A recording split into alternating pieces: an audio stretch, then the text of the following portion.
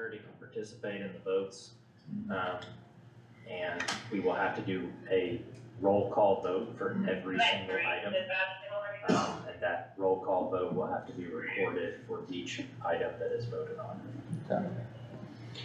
All right, well, this time we'll stand for the pledge. I pledge allegiance to the flag of the United States of America and to the republic for which it stands, one nation, under God, indivisible, with liberty and justice for all. All right, this is a portion of the meeting that if you're not on the agenda and you've got something you want to bring up, talk about, or whatever, we can listen to you, but we can't act on it.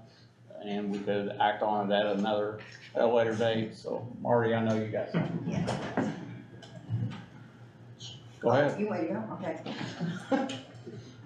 Sorry, guys. Yeah, that's it. Show us the water. Oh, I'm not trying to rub it in. That makes it worse. I called Mike or texted Mike asking if he would like me to go in and see what the condition of the Plan Commission office is since Michelle left. And he said yes. So I went in and it's kind of disorganized right now. She had made some changes. I'm changing everything back to what it was originally. But the biggest thing apparently is I've got a stack of applications down there that Carmen had reviewed and deemed fine. And then she sent that paperwork over here individually. And with that paperwork came checks or money. And so I'm trying to get time to delve through all those and get those requests for the application permits. Yeah, because nobody has permit. They paid, they've got their application in, but I'm not sure if they have all their paperwork in yet. So each one's going to have to be reviewed individually. Plus, all the money that has been taken in has not been recorded in the Plan Commission office, of course, because there was no one there to record it. So I'm going to have to go through that and look at everything. And the girls at the auditor's office have been wonderful. I mean, they've done their best to keep track of everything. But I just need to double check it and make sure everything's fine and make out receipts from my office to those people who have paid. So that, you know, they are doubly assured that everything is fine. And those are the two major things I can find right now, although Ben has several people who have called that, you know, they're talking this or they're talking that or they're talking rezoning. They have not contacted the office directly. They talked to Carmen about that and she said, that's yours. I said, oh, thank you. So we'll have to get into that and hopefully assist those people as well and try to set up, you know, that hearing. And so, you know, that's basically where we are right now. I spend some more time there. Well, no more time than I have to. I am still undergoing treatment, and so that holds me back somewhat, because some days I have good days and some days I have really rotten days. So, you know, and that's what you can expect with that. I'm just glad I still have my hair, not like Mike does. I've got a full head here. So. And your sense of humor. Just an update, we are going to do the interviews next Wednesday. Next Wednesday? So, and we'll make a decision probably that night. We'll just be that quick. Do you want me to be present for those? If you want, since you know the job and you can explain if somebody's got a question. Okay. What time are you starting? I don't know yet. What time we're gonna start? I won't be here. No, we can just start. What time are you gonna tell them to start? Whatever time you tell me to tell them. Let's just start at 5. 5, okay. Okay, all right. Great. So, So, okay. all right. All right, Thank you. I wanna tell Appreciate you, we really appreciate you stepping in and Yes, you doing do. this. well, And you just wait till I get all this done, and then we'll talk about appreciation. I it. know, no, we Thank can't, you, Marty. And whoever, thank you. I can tell you there are a lot of phone calls that get transferred from that office to our office, and not of them. we can't thank you enough. I haven't even got to the phone yet, so. I'll send you are you intending to do the interviews in executive session? Is that how we normally do Yes. it? Well, it can be an open meeting, so You yes. can be, it can also be an. I don't wanna, yeah, that's not fair to somebody. But, so I'll prepare a notice, if we can just post that, in the next 2 days, there should be Yeah. plenty of time. You're doing the interviews on what day? Wednesday next Wednesday, the week. 22nd. Yeah. Okay, All right, thank you, man. Thank you. thank you. All right, anybody else that's not on the agenda? Okay, moving along, and I think this is you, Counselor. Judge Mounts with the BJA funding. So. I know he sent that email. Yes, there was I just believe, and you're gonna have to help me through this.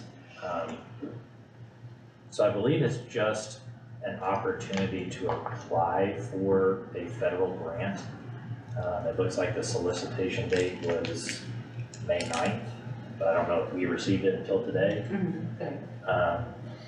The application deadline for the grants.gov, the 8:59 PM on July 1st, and the application deadline for Just Grants was 8:59 PM on July 8th. And I will just say that, I mean, I'm not exactly sure what types of funding we're talking about, what types of programs we might be talking about, but it seems like, what you could do is go ahead and, approve, Judge Mount or his designee, whoever would do the grant writing, to apply for whatever funding opportunities or grant opportunities for whatever programs that they deem, appropriate. It is like a 3-year,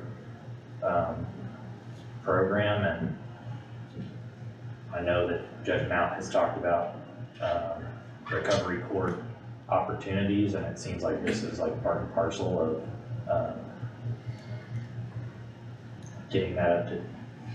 getting some programs started, once we've hopefully gotten to a place where we have more facilities for the full recovery court program. And that's my understanding from the emails.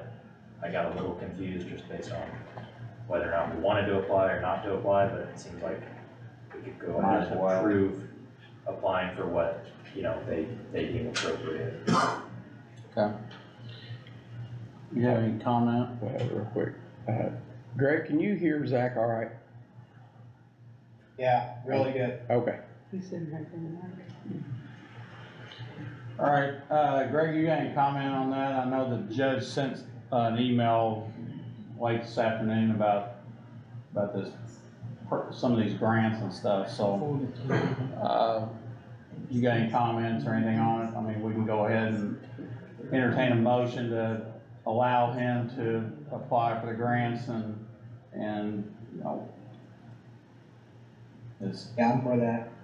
he's not able to be here because I think he has Veterans Court tonight. He is a previous meeting.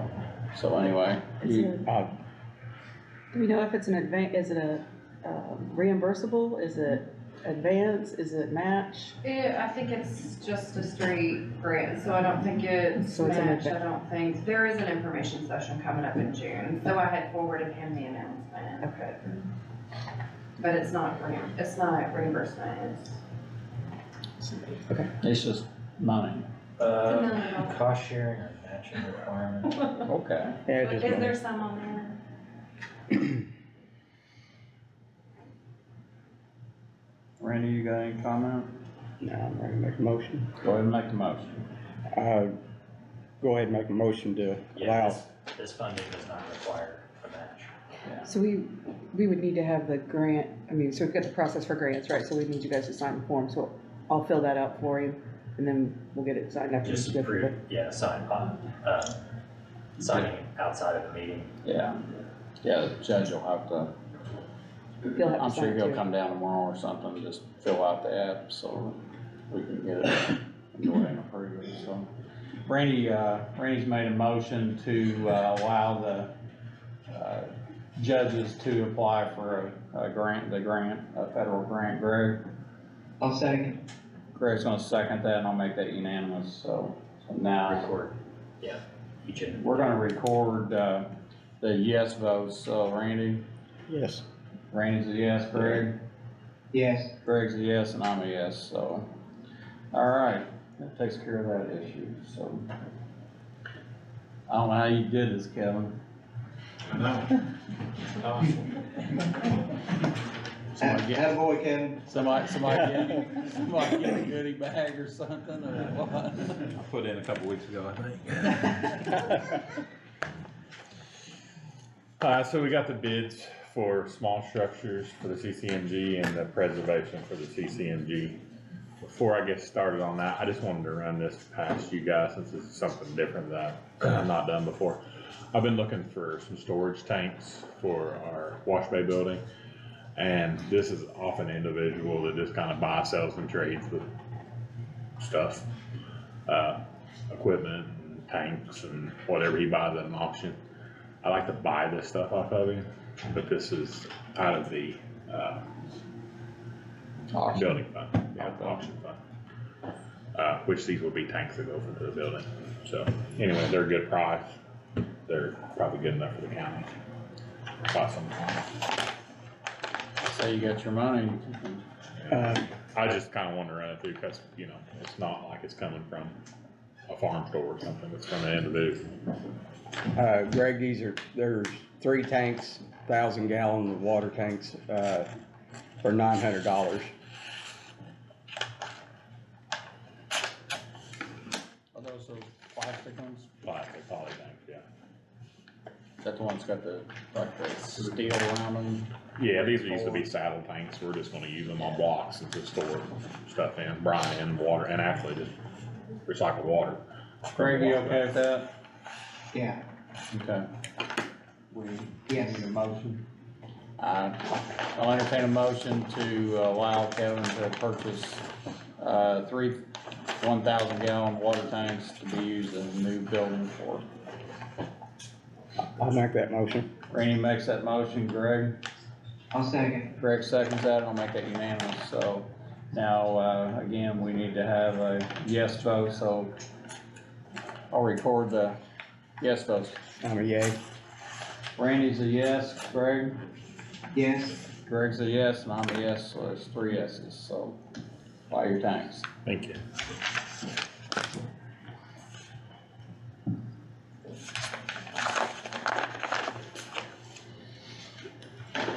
So to explain to people what you're opening is, The first one I was gonna open is gonna be the chip seal, bids. So I'm just figuring out which ones are for that, which this is from All Star Paving, this is from now this Evergreen is, Roadworks, this is chip seal, Pavement Solutions. work that we're gonna have done that for the community crossing grant, correct? Right. Okay, not to get people confused with chip seal equipment. No, this is, some hot. Like all the rest of it, it's just small structures.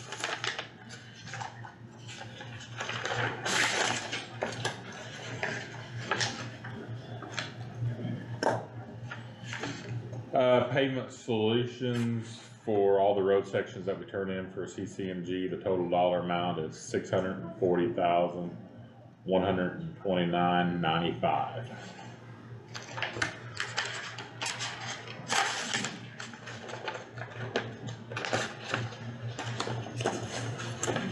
All right, I put that together. Do one. Put that back together.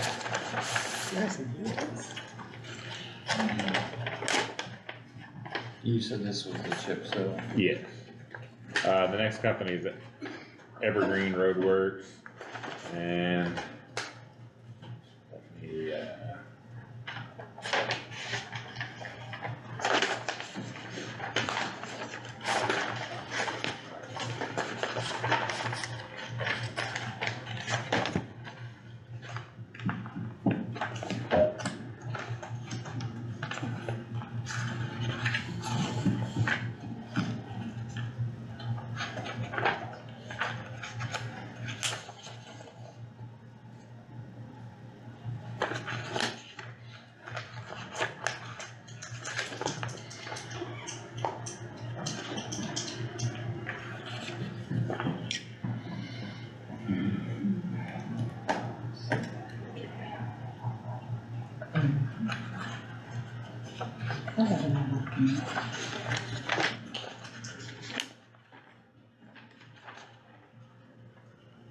$641.29.95.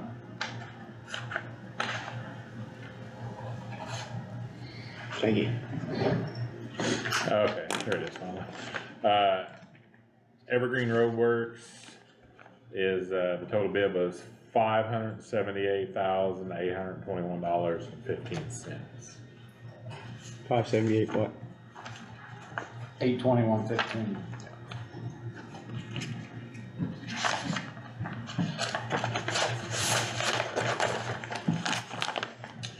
You hearing that, Greg? Yes. Okay. Next company, and this might be for small structures, All Star Paving. They asked for both specs, so I'm not sure if they bid the chip seal or if they just bid the small structure.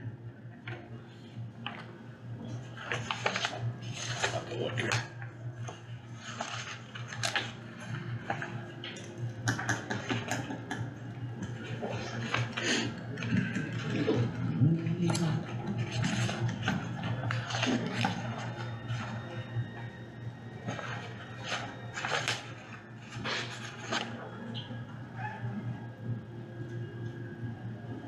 Okay. Those two bids was for, that we just said was for the preservation chip seal. The rest of these bids will be small structures. Okay, so we have two bidders. Two bidders for preservation, and the rest of these are small structures. So the first one's All Star Pavings for the 5 small structures of the kind. All Star was $1,427,189. 1,427,189. Yeah. So these were for 5 structures. 5 structures.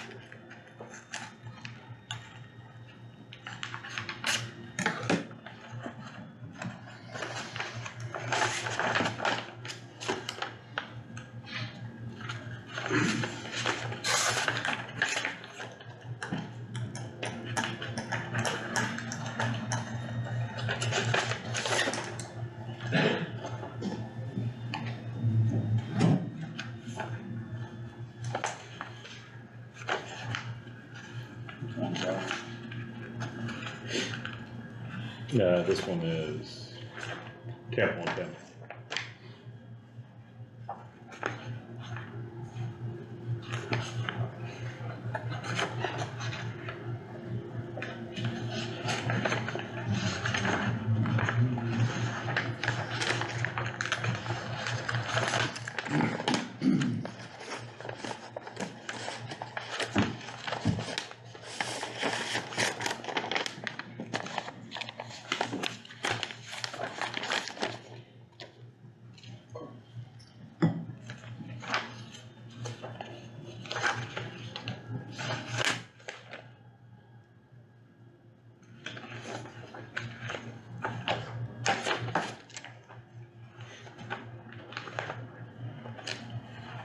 Hit that one.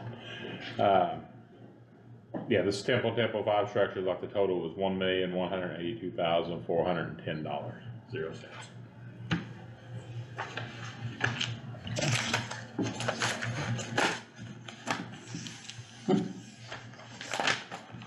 He's not paying attention. Fell asleep on his job.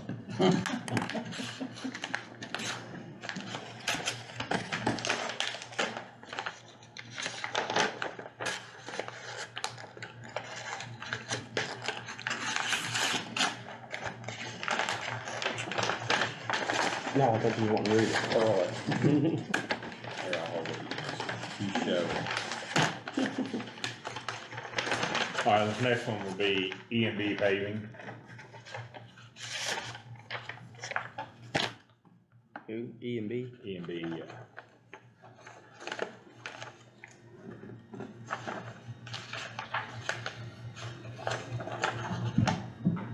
And E&B for the 5 structures come in at $1,854,400.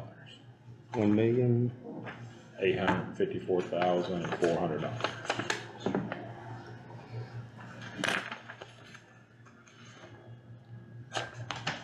That it? Nope, 2 more. Who's E and B? E&B, E&B paving. Well, I mean, You don't, where they at? they're out of down south, not Sellersburg. They're a big outfit. This would be a, Used to be Goldman, Randy. yeah, Oh, okay. They merged with somebody else. this one is R.L. Buskins. Richard Busky. Yeah, they're a local contractor, Scott. Yep. 5 structures, is $1,518,147.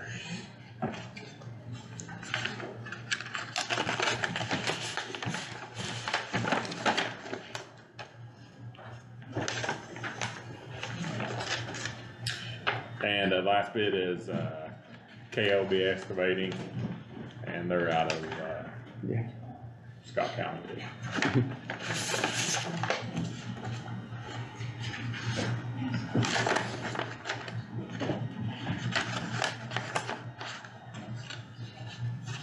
For the 5 structure, KLB Excavating is $914,513.75.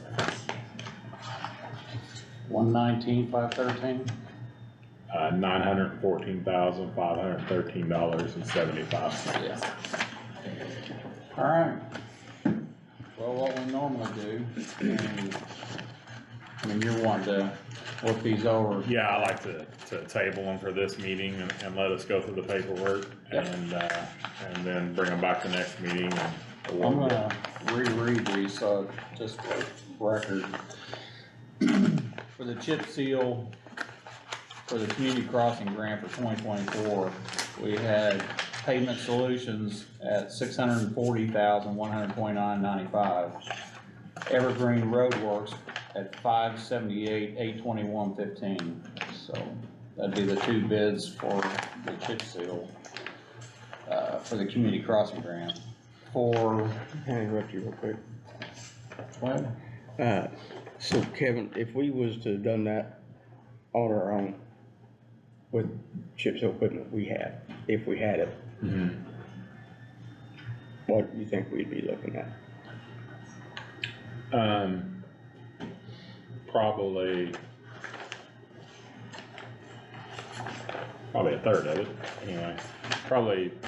You're probably looking at, maybe $2 a square yard.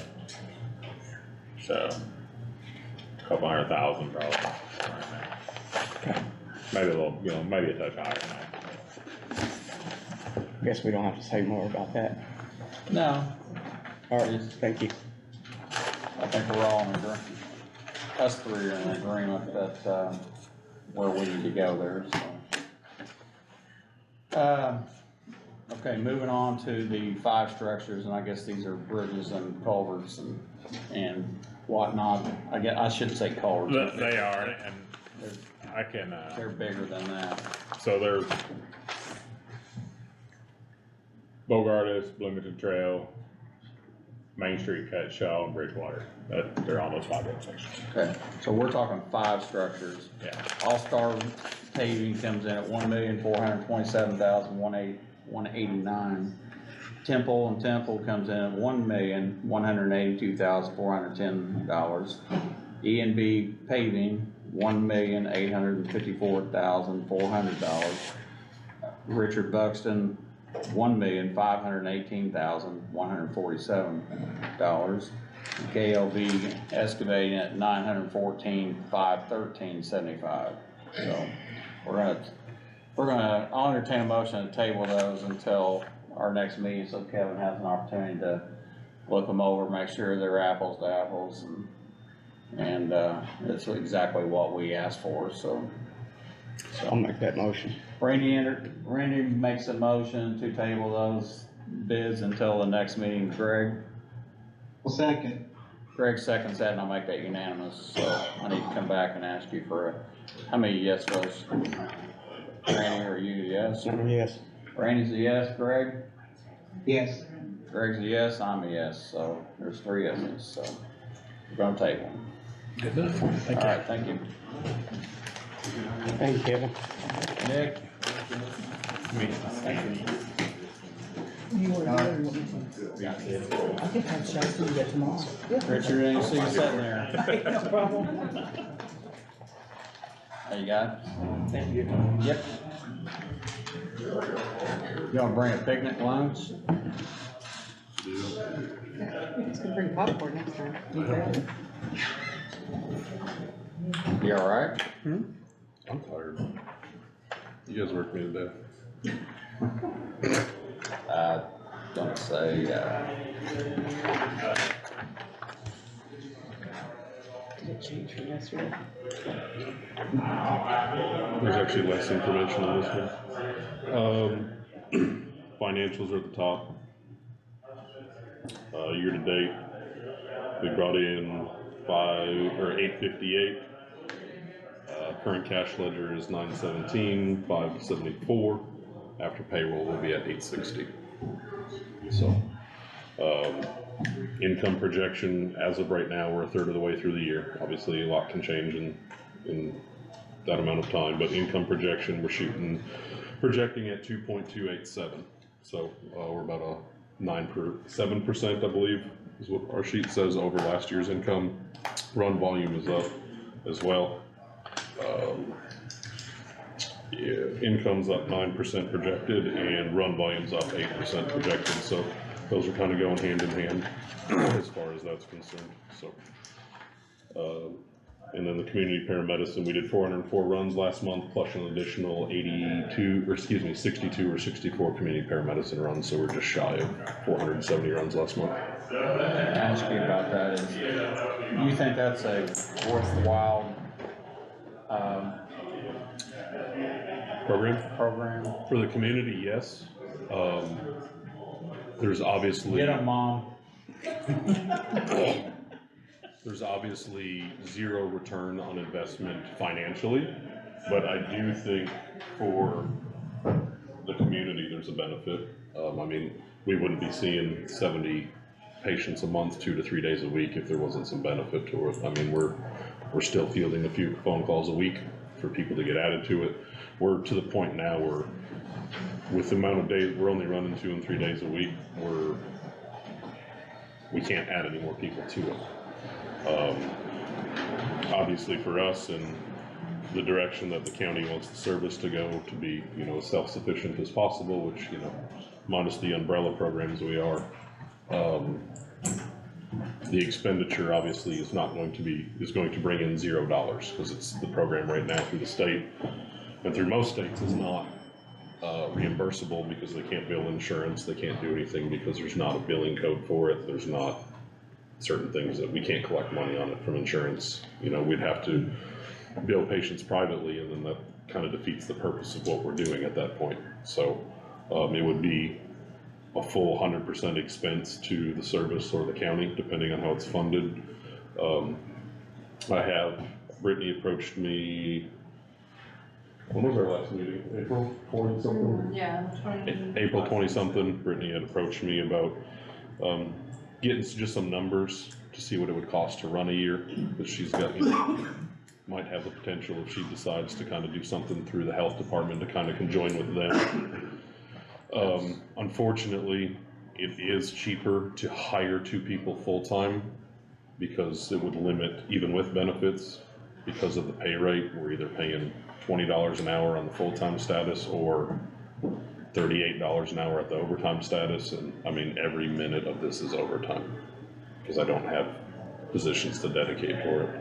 So long-term, it was like $168,000 minimum, keeping it how it is, and it was like $152,000 with benefits, and those benefits are averaged through Trina. She kind of said, here's the low, here's the high. It'd be like $152,000 for the year to do that. So it depends on what your definition of beneficial is. I think for the community, definitely, because it would be something we would do 5 days a week at that point instead of 3 or 2. Where I was getting at was, we've always been told that we're, at the end of the scope on the 90, out of the 92 counties, we're always 89 to 92 is the worst health, in the state. And I guess where I was looking at was that if this is something that's working and it's keeping people healthier, you know, I'd like to see if, you know, if we can afford to continue it. And on the flip side of that, speaking with the new health director for the state of Indiana, I'd like to actually put a bug back in her ear and maybe see about, you know, if they would come up with some money. They're always talking about healthier Indiana. So it might be something, if you're saying that you think you're seeing a benefit to it. Yeah, and I mean, our interactions with these patients range from anything from just having a conversation for these people for something to talk to make sure they're compliant with their medications. With the grant that we're under right now, our scope is a little limited, just how the MOU and stuff is written, and we have to be confined to that MOU. Obviously, if it becomes, you know, a county entity or county funded or EMS funded or whoever funded, not by an MOU, we can broaden that scope into, you know, whatever you or me or whoever wants to make it be. You know, we can be as progressive or aggressive with it as we'd like to be, you know, to an extent. Or we can tone it back as much as we want to, but I think, you know, the ability there to do telehealth, the ability there to write prescriptions in the field and all of that stuff is definitely, can be a benefit. Dr. Hicks is on board with that. You know, I've had conversations with him, you know, non-narcotic medication, we're talking antibiotics and you know, breathing treatments and stuff like that. And then, you know, in the talks with Brittany, we've talked about doing you know, during the certain seasons, doing mobile flu vaccinations or pneumonia vaccinations or whatever, you know, especially if it's something she's doing, she's gonna have a lot of say of, hey, we need you guys to help this week or that week to help do that. And we don't, you know, if I've got 2 people dedicated to do that, because I told her it's gonna be a lot easier for me to hire for those positions than her, because, you know, it's my people are, you know, who we're using. I don't mind hiring those people and recruiting those people or doing whatever we need to do. But it really depends on Where you want to go. the money and what you want to do with it. I mean, you know, you throw an extra $100,000 at it and we can do amazing things, you know, not amazing, but, you know, some very advanced things, but I don't know that would be beneficial. I think we'd have to do, you know, we're piloting it for no expense to the county right now. And we've over the last year and a quarter, we've found out what's worked and what hasn't. We've changed things along the way. So there's no chance of, the grant again? No. Not even through somebody else? No. The other part that I wanted to ask was, what's the age range that you're servicing? Is it all? With the exception all of over the 2, place? everybody is above 65 to 70. So it's the elderly. And it's helping to make sure their medications are in order. A lot of them use those, you know, monthly or daily or weekly pill planners, and make sure that we're helping them with those and make sure they're compliant with taking their medication, make sure that they're getting their prescriptions filled. And, you know, we're in contact with Health Plus up in Austin, that if they need direction to, you know, get somewhere, get their prescriptions or whatever, they kind of take care of that side of things. But, you know, we're the ones checking up on them, you know, 3 days a week and 2 days a week right now. You know, we've got 1 day a week dedicated to one of the I don't know, elderly living facilities. It's not a nursing home, but it's St. like, James. you know, we're seeing 11 patients there on Wednesday. You know, that's the only place they go is St. James on Wednesday, and that's just, it's, you know, Well, depending on what you're trying to do with the program, but I think overall it's definitely beneficial from a community resource side of things. It's the one avenue that we as EMS can be proactive instead of reactive, so that's new to us, honestly. yeah. All right. Yeah. Okay, any questions about financials or anything? I'm proud of where we're at for 4 months through the year. Question. Yeah. And this, I'm sorry, this just popped in my head. Okay. Could we, is there some way possible that we could do a 1 day a week, service through your department? Just one employee, drive our veterans down to, Louisville, 1 to day the a week. VA hospital. I think, and I From a think. this way we functionality could even standpoint, use- probably, from a payroll standpoint, not without an additional That's a high appropriation. dollar tax lead. But I did talk to Denise, I don't know, a month ago.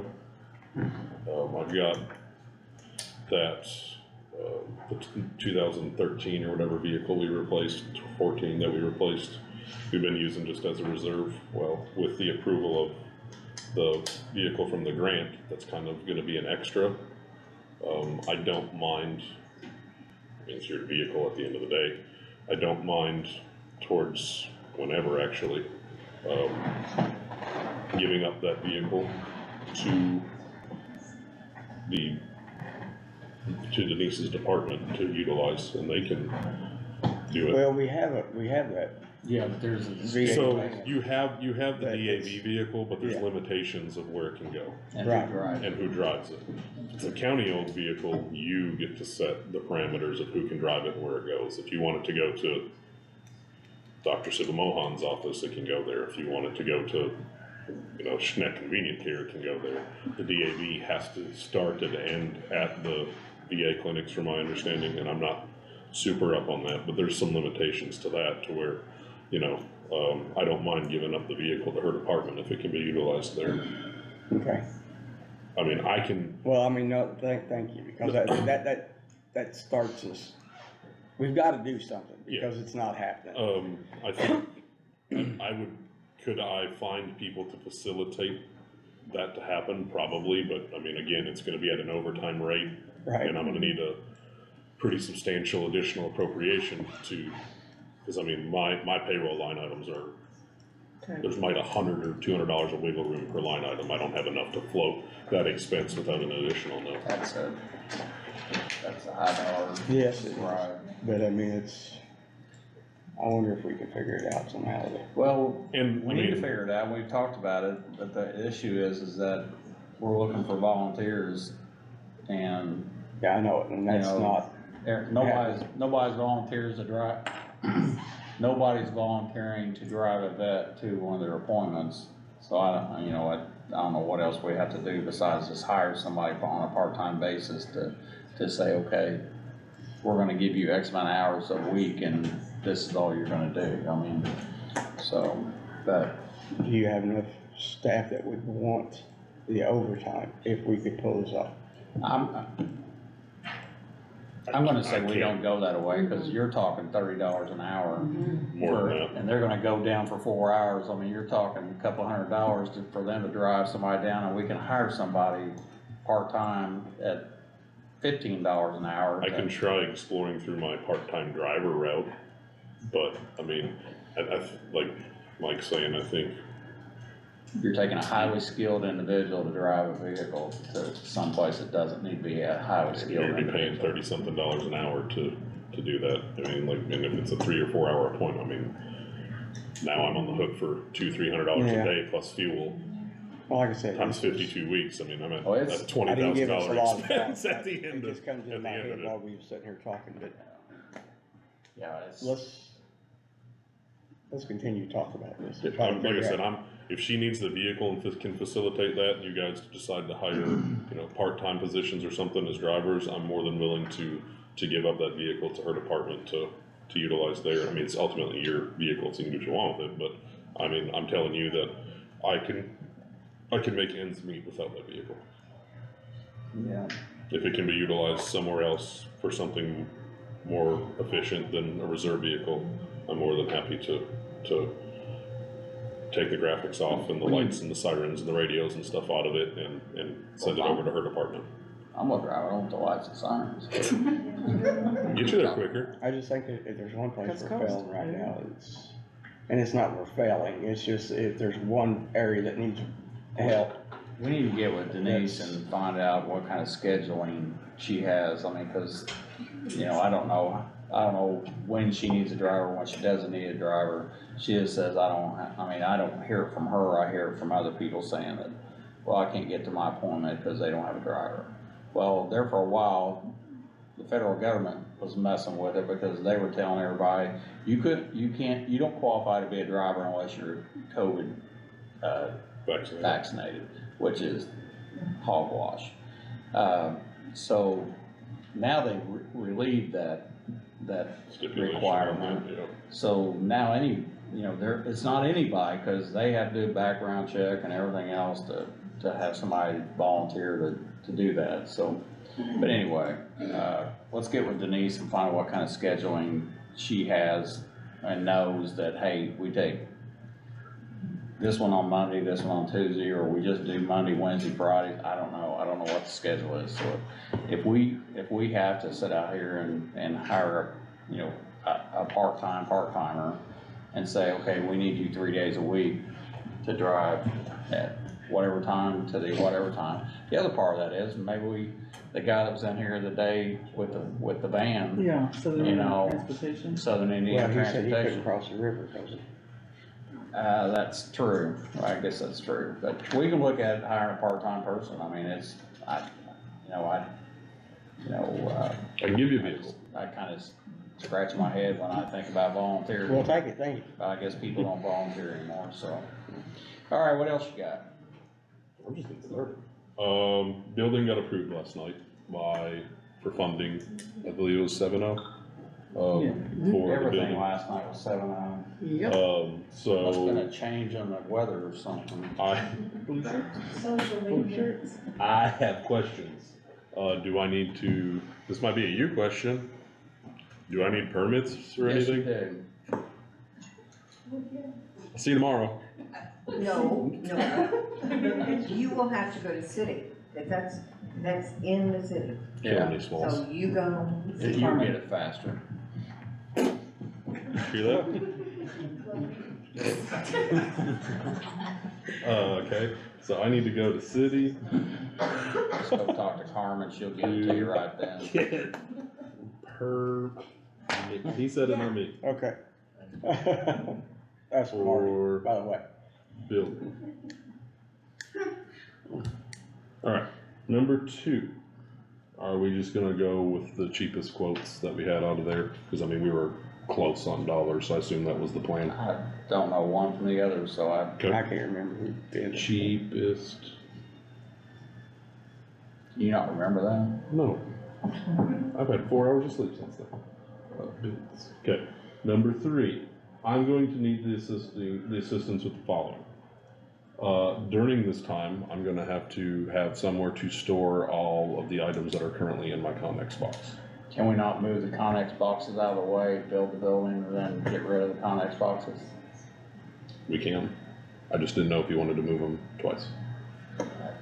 Okay, That's. With that being that said, solves How your big's your storage Connex issue. box? they're 20 feet. And what's it gonna cost to move them? I don't know. What's all in them? What's all in them? If you was to guess the made of weight, how Weight? much is in them? I don't know. Paper's pretty heavy. Doesn't Kevin still have that big forklift down there, that military forklift? I don't think. Even at a minimum, if we have to empty it to move it, to put stuff back in. I did talk to the health department, they've got a storage unit that they would be willing to, and worst case scenario, I talked to Jeremy and he's got the basement down there that I can, but that is gonna be a bear as much stuff that's in there, like I'd I just rather. move it. Okay, with that being said, I need someone to move those Connex boxes. Well, actually, they probably dropped them from a flatbed truck. I'll see about getting your record. I'll see about getting your record. Okay, Roll back. okay. I mean, they only need to move 40 feet to the left at that point. I better make this clear when I'm saying that. Free of charge. Okay. So I don't want somebody to think that I'm just Yeah. setting. Okay. A donation. Yeah, this is a donation to the county. Okay. What else you got? The ambulance purchase that you guys approved, I made aware to the council last night, and correct me if I'm wrong here, it's just since it's not taking effect until 2025, it's something that just gets worked into the budget. Yeah, that's what Okay. I saw. So with that being said, I need your Herbie Hancock on, if you choose to go this way. So we had, some of the original quotes that we had were from, some companies. We've since then got some more. And I feel like you should thank me. We initially started at like 6.5%. With this company, we are down to 5.1% interest for 5 years. And we also get a discount if we leave the money in escrow, meaning we assume the loan now, but we don't have to make the first payment until June 15th of 25. And in that time, with leaving it in escrow, it's an incentive that this company offers. They will give us $6,344 back, so the total amount financed would only be $274,184 instead of $280,528. So what you're saying is you're going to pay in full. So we'll get a loan from them, from this company, and then the first payment, they give us a discount on the first payment for going through them. When does the money have to be placed in escrow? Whenever we sign the contract. And how Did much, that change the, yeah, What? well, I think the assumption was that the money would not be placed in escrow until 2025, right? yes. Because of budget. So that means we'd have to do an additional appropriation this year. But there would not be anything coming out of my fund this year. But there is, because No, you're if putting it if in the escrow. money- If the No. money has to go into escrow, then it would go in a, comes out. It stays with this company. Exactly, it's Yeah, no but it longer has in to- your It's fund. no longer in your fund. It never was in my fund. I'm not placing the money out of my fund. We're getting a loan from a company. But you, This but company. you create debt. Yeah. I mean, we do What that a year amount ahead are of they, time, what amount are they asking to be placed into escrow? the full amount Okay. from So the what loan. you're, We aren't giving them $280,000. They are taking the loan amount, the bank, and is putting the money that we get the loan from and putting it in an escrow account. We've done that with fire trucks too. Yeah.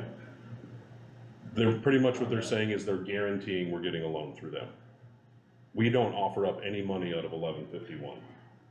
I think we, I need to look into that. and How is that any different than getting a loan? I need to look into it, yeah.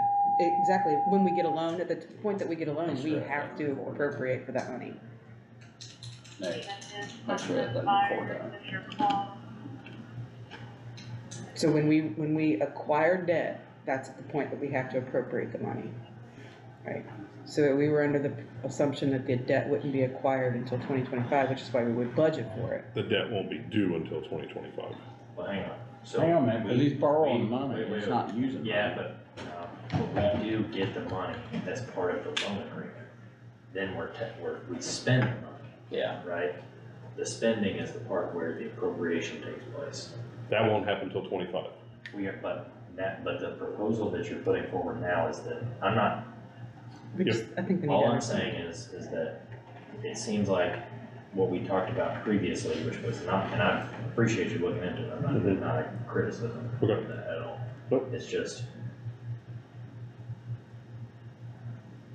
even if the money never touches, I don't know, in reality, our bank account, we cannot take on a debt and expend the money and place it in an escrow account that we have it's not ours, like, it's not under our control anymore, right? That is the point at which the appropriation would have had to have taken place. So this is different than what you had previously, which is money would never have gone into escrow, right? You would have signed the loan agreements, the money would have been placed into potentially, maybe not in reality, but in theory, a county-controlled account.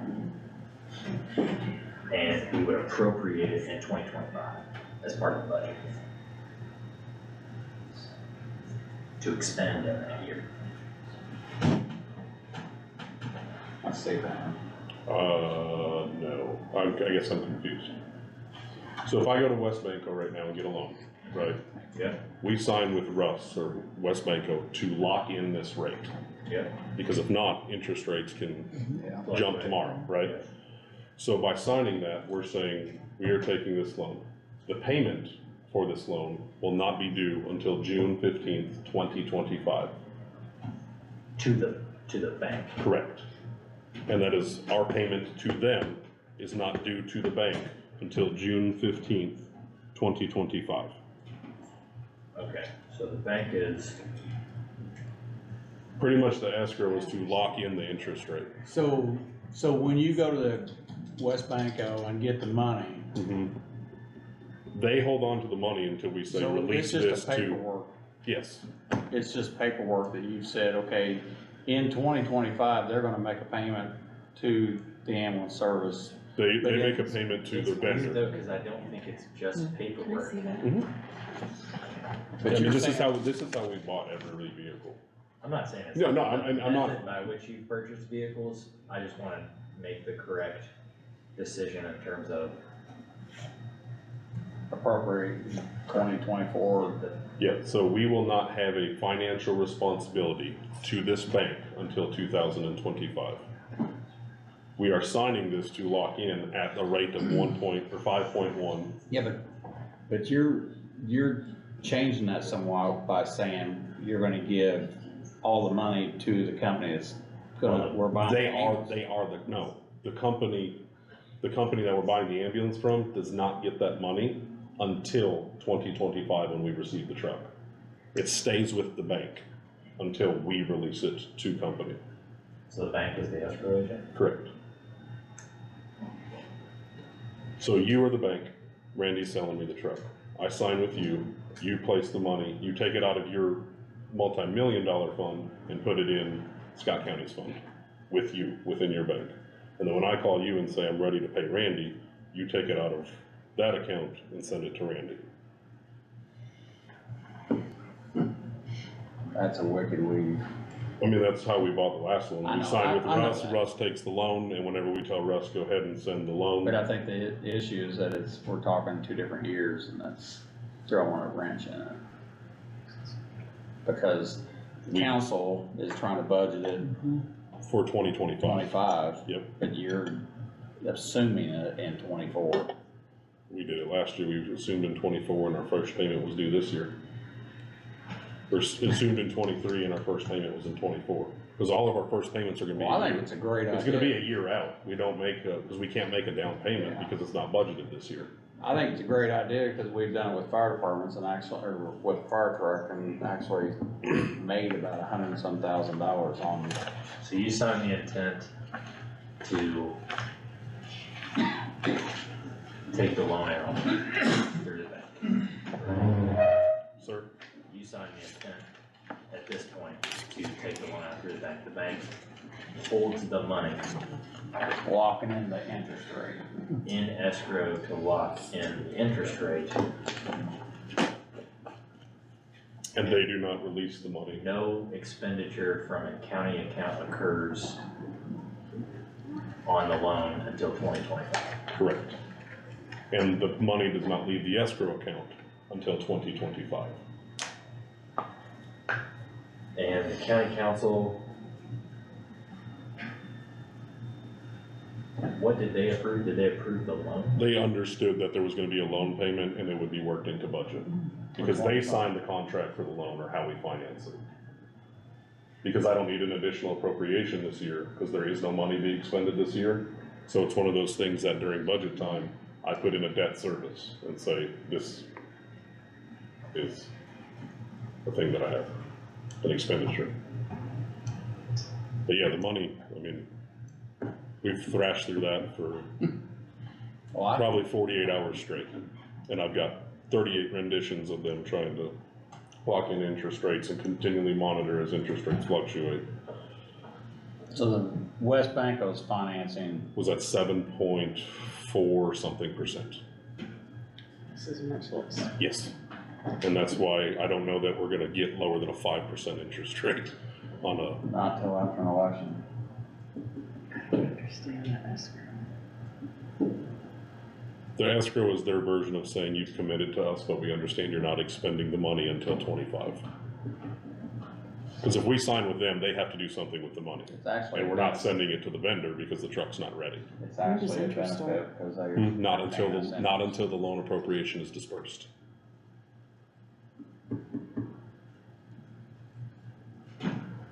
So it will not, One it'll, thing in here I was trying to find, I can't yeah, find it. they will not start accruing interest until they send it to the vendor. Did the county council by ordinance authorize the making of a loan for the purpose of procuring money to be used in the exercise of county powers for the payment of county debts? Other than current running expenses? There was no ordinance, Okay. and there was no ordinance because the discussion was, the debt would be approved by the commissioners, and as a part of the budget, it would be budgeted into This payment would be. his Because payment. they choose to enter into loan agreements or whatever. Because Because it's it their wouldn't be till property. 2020 to 2025. So What is there's- the timetable on when you need the To lock that interest rate in, correct today? The 30 days, to lock that interest rate in was today. To hold the Truck. funding source and truck was 30 days.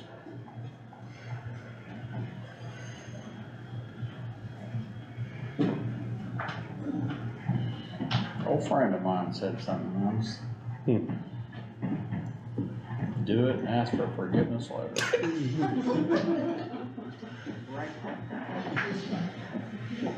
He's dead now. Did Guess he owe a didn't bunch of ask for people money? forgiveness enough. He didn't receive the You forgiveness wanna he see hoped this? to get. He was the mayor of Scottsburg for about 35 years. Either way, I will say this, we had initially signed for your agreement to the purchase of the truck, has nothing to do with funding, just the commitment to the truck. They came back to me and actually lowered the price $2,000, so I just need, if you can, to re-sign this one, because it's $2,000 lower. I think I can do that. Okay. Greg, you all right with that? Saving $2,000? Yes. Randy, you guess that? Just so you know, I'm not okey-doking you. Here's the initial, 277528. Let's see what that was. 50.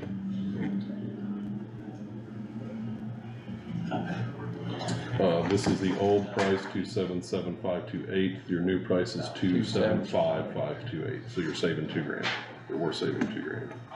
Okay, I see. 277, 275. Correct. All right. Should we remain in holding? Go ahead with something else and we'll Okay. come back. So the other thing is, I've talked to you guys individually, I've talked to some of the council individually, and it got brought up last night. Our PM contract with our defibrillators and such end this year. They actually end in February of next year, but it's this fiscal year. So we have to make a decision to either continue on PMing or choose to buy new with PM involved in them. PMing for what we have is gonna be anywhere between 70 and 78,000 a year. Or we can do payments over the year that include the PMing for 5 to 7 years, whatever you'd like to do. Do you have the resolution that they wanted? In the event that you require board action to sign this proposal, please call us so that we may forward the preferred form for the meeting. I believe that, is that not what is attached there? Is there a third page? No. No, then I might have left it on my computer. Okay. Well, with this thing here, I guess and I know you and I have talked about it. Just wanna openly talk, saying that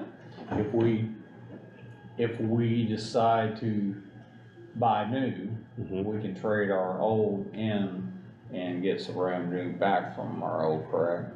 It'll go as a credit towards the purchase, Okay. yes. But the other part of this is that if we stay with a year-to-year lease type of thing, at the end of the lease, they will replace the equipment again, correct? So there's several ways to, if you're talking about going with new equipment, there's several ways to do that. One of it is through a lease with a buyout option at the end, and then there's a straight loan. And then there's one that is for a 10-year term, that after 5 years, you upgrade to new equipment, and then there's still a buyout after that. Or the PM would just be, we pay a dollar amount each year, no new equipment, but for them just to service what we have. Well, my whole thing here is that we're, and I'm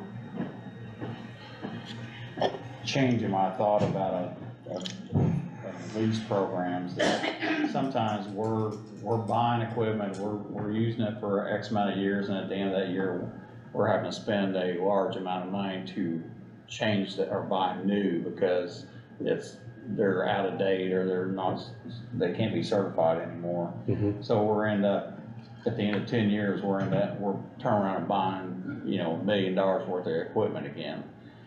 I thought one of the options you had was that at the end of it, they replaced the equipment. That's the Halfway through. That's the replace it. 10-year. That's the 10-year plan. So, But then at the at the end of 10 years, You have to buy out that equipment from 5, correct, at market value. So you'll have 10 years of payments plus a buyout at the end. I think for us, it's easier to either budget for a strict PM contract or just do a 5 or 7 year loan. That's just my opinion. well, the other part is. Because then there is no buyout. You're buying your equipment, then you have it. So you don't think we ought to go with the 10-year? I like the term. I don't like the buyout at the end because you don't know what it is until you get there. That's the unknown. It's fair market value.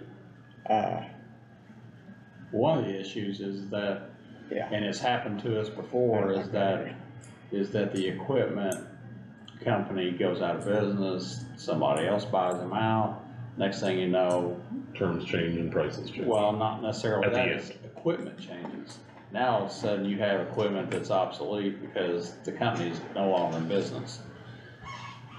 I don't foresee that happening with either of these 3 vendors. They've been players for 30 years. They're out there. None of these are ride by night, ride by day type companies. They're all the main 3 in the market. Hospitals use them, EMS services use them, flight crews use them. So what's the option that you like? So the 2 options that I would feel comfortable with are either doing just a PM for what we have. Like I said, that's gonna be, depending on what coverage we want, it's gonna be between $72,000 and $78,000 a year. You also said in the conversation you and I had that the equipment we have right now has 2 more years on it. They say 5 to 7 until they start seeing very large expenditure. So we're at the end of the life on the equipment we have now. Within 2 years, yes. That's why on those 10-year lease terms, they do it at 5 years because they say viability of life expectancy is about 5 to 7 years. So my option would be to make sure whatever we're doing here is we're starting with new equipment. Yes, all of it is new equipment, unless we do the PM. So that's the thing is, PM's out. okay, so then the In my other, opinion. No, I agree. Craig, what do you think? I'm on board with going new. Alright, so then your last page in your packet that I gave you has a spreadsheet of what our options are.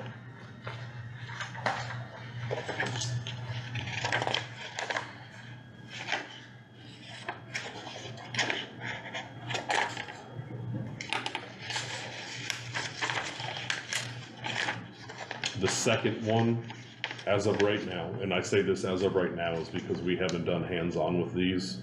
Obviously, this is all literature, but after review of said literature, my choice fiscally, just because of price alone, would be the second option.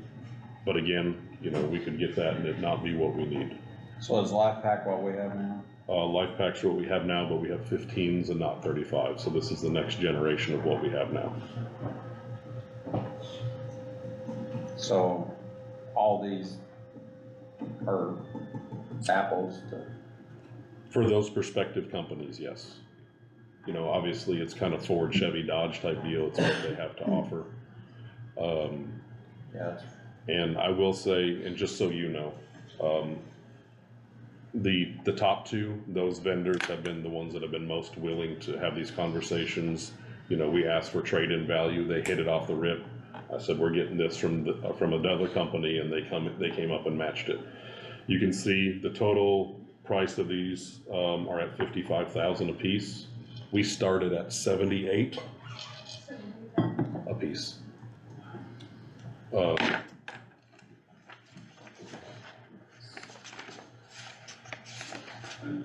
Here's where Yes, the other part here's where is- we started. the other part is, are these interactable with the hospital? Right there is what we started. 73, so I apologize. 73,995. So that is the good thing about all of these except the middle red one there. All of this is now like a program cloud-based, so they don't need any actual programming on their equipment. They just need access to a website. Okay. So they're interactive. Correct. I don't necessarily, These prices are all over the place. So. Yeah. I'm in the realm, again, if you said, hey, pick your poison and be obviously financially responsible about it, I'm gonna pick the second one. You know, it's $40,000 cheaper than the other ones, and it still gives us what we need. And if those other companies are willing to come down some, then maybe we have a So you're different talking about the conversation. Tempest Pro LS? The second one. I don't know one from the other, so. And that was and I will, to add to your guys' headache, counselor and auditors. So this is the other caveat.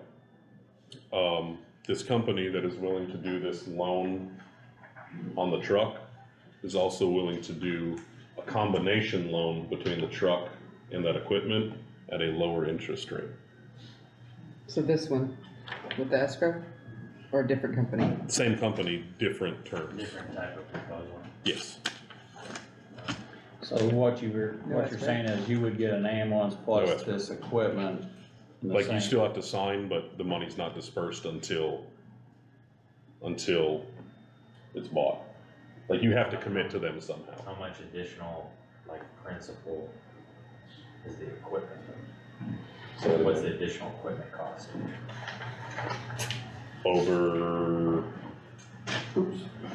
Over what? The year or the total? Second. No, just the upfront, So, ambulance costs you $450,000, what's the equipment cost you? 454. Additional? Yeah, they're expensive. They're $50,000 a piece. 900, this goes from a $450,000 to 900,000? 800. yeah, it's 280 for the Well, truck. actually, I take that back. 700 730. because there's $104,000 in trade-in.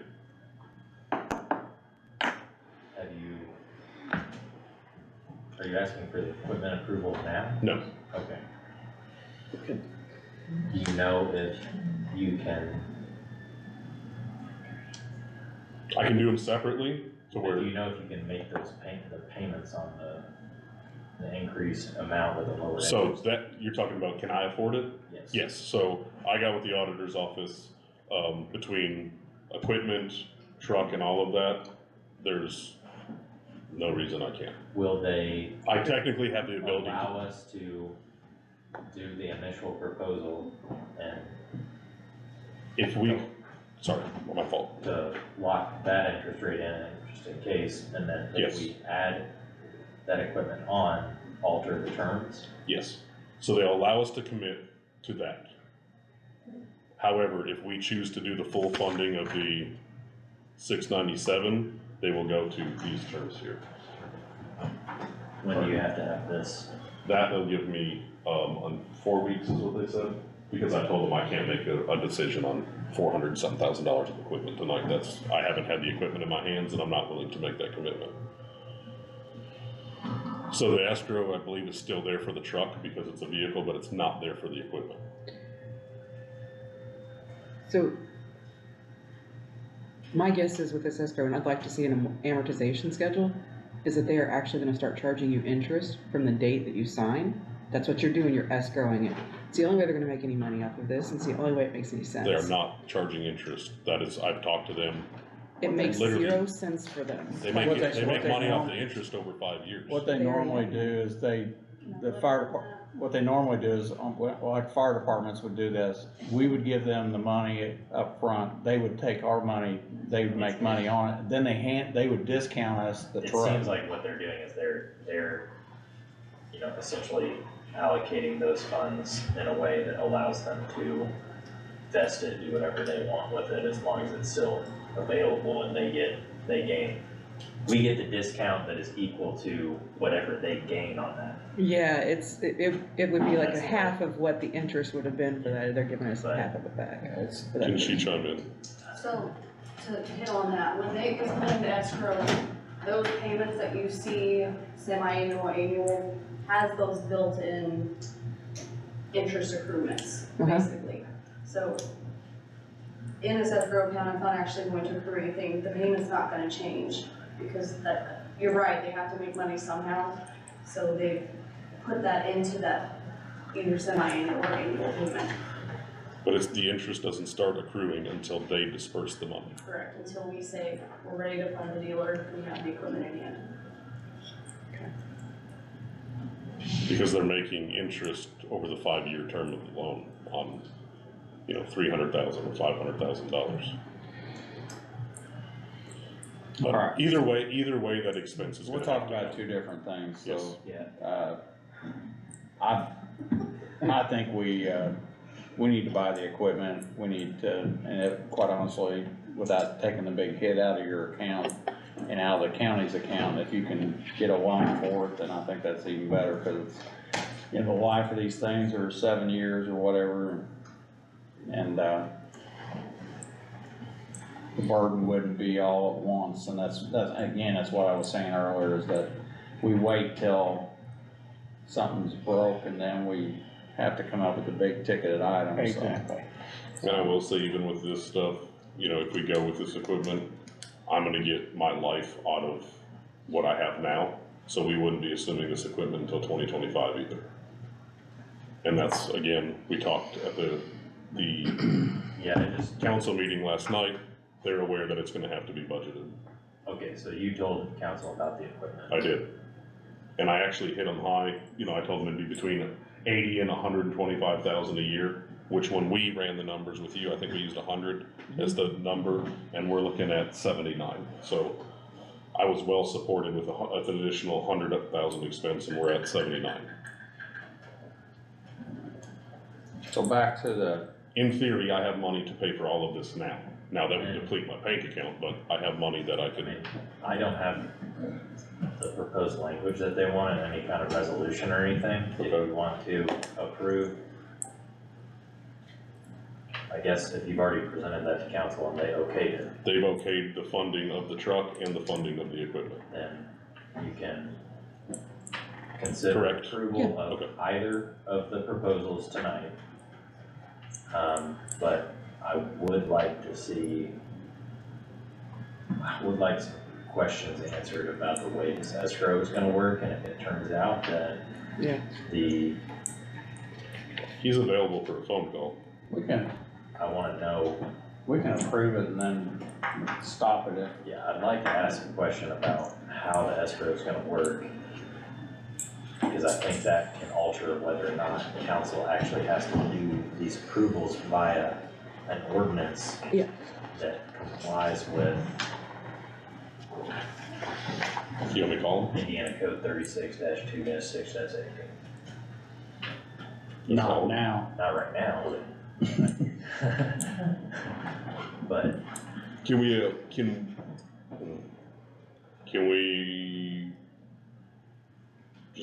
can we make a motion to, if you're satisfied with the language, for somebody to sign this outside a meeting at these terms, if it is what I say it is, or is that a thing? Let's do them separate, cause let's do the truck first. you don't wanna do them as a combined, Yeah, well, I mean, can, Yeah, I think, because the one proposal just has them both on there, the other one has okay. one. Yeah, so I've got a combined one, I have the truck one. So I have truck and equipment separate, or I have truck and equipment. My only problem with the equipment dedication right now is I have not put my hands on said equipment. Okay, And I would like to wait on, okay. I So would like to wait on locking in on this until I can say, hey, this equipment's gonna work for us. It doesn't change anything. If we just approve the vehicle right now, we can readdress the, I can bring this back and The later date. if we give you this and they sign this later, they will understand that this is included in this and this will take precedence and this one will go away. And I can get that in writing if you need. that's fine. I would just request in the future, and again, not a criticism, I think you're always very prepared and distribute a lot of information to me specifically prior to meetings, but I would like to have copies of all these things. Understood. Respectfully, I got this at I am 4:23. not saying, I totally understand it could have been a situation like that, where Yes. it just sent it to you, but it's hard to. I understand, and that part of that is my fault. We've been working on this since yesterday morning, and I have got legitimately 12 renditions of this since yesterday, and this latest rendition was at like 4:23 this afternoon. All right, I'll entertain a motion to, enter into an agreement with, what is the company? Leasing to Inc., Leasing to Inc. for an ambulance, just the ambulance right now. Correct. what is that, 270 some thousand? It ends up being 274,184. There you go. I'll make that motion. Randy makes that motion, Greg I'll second. seconds that, and I'll make that unanimous, so I need to record the vote now, so. Yeah, Randy, you're a yay, Greg? Yes. Greg's a yes, and I'm a yes, Do you so. want to hold off on signing this until you get your questions answered? Yes. All right, what else you got? That's it. Good. I think that's yours.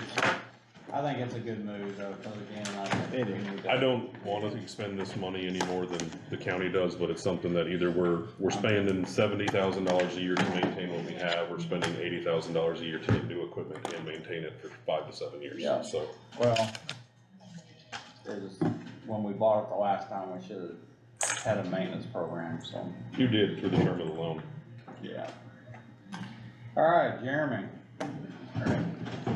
Got a couple things for you today.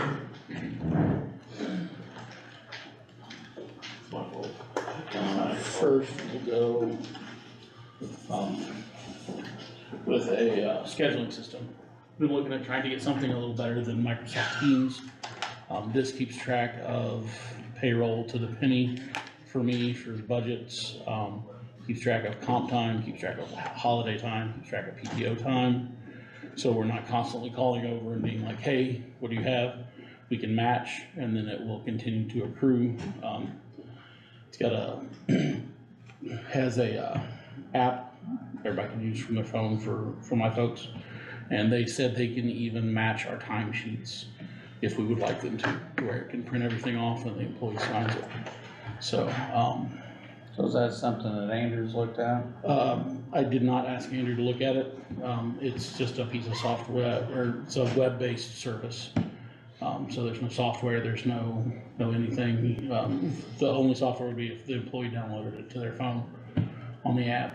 But it switches a lot of the responsibilities for scheduling off time, requesting off, things like that over to the employee versus filling out a paper. And it tracks it, timestamps it, everything. I can pull up a report, find out, oh, you didn't request off this day, but we can go ahead and do for you, or you did request off for this whole week, that's why you're scheduled. We'll change it, but on this date, this time, you put in the request for it. So, it's $1,600 a year.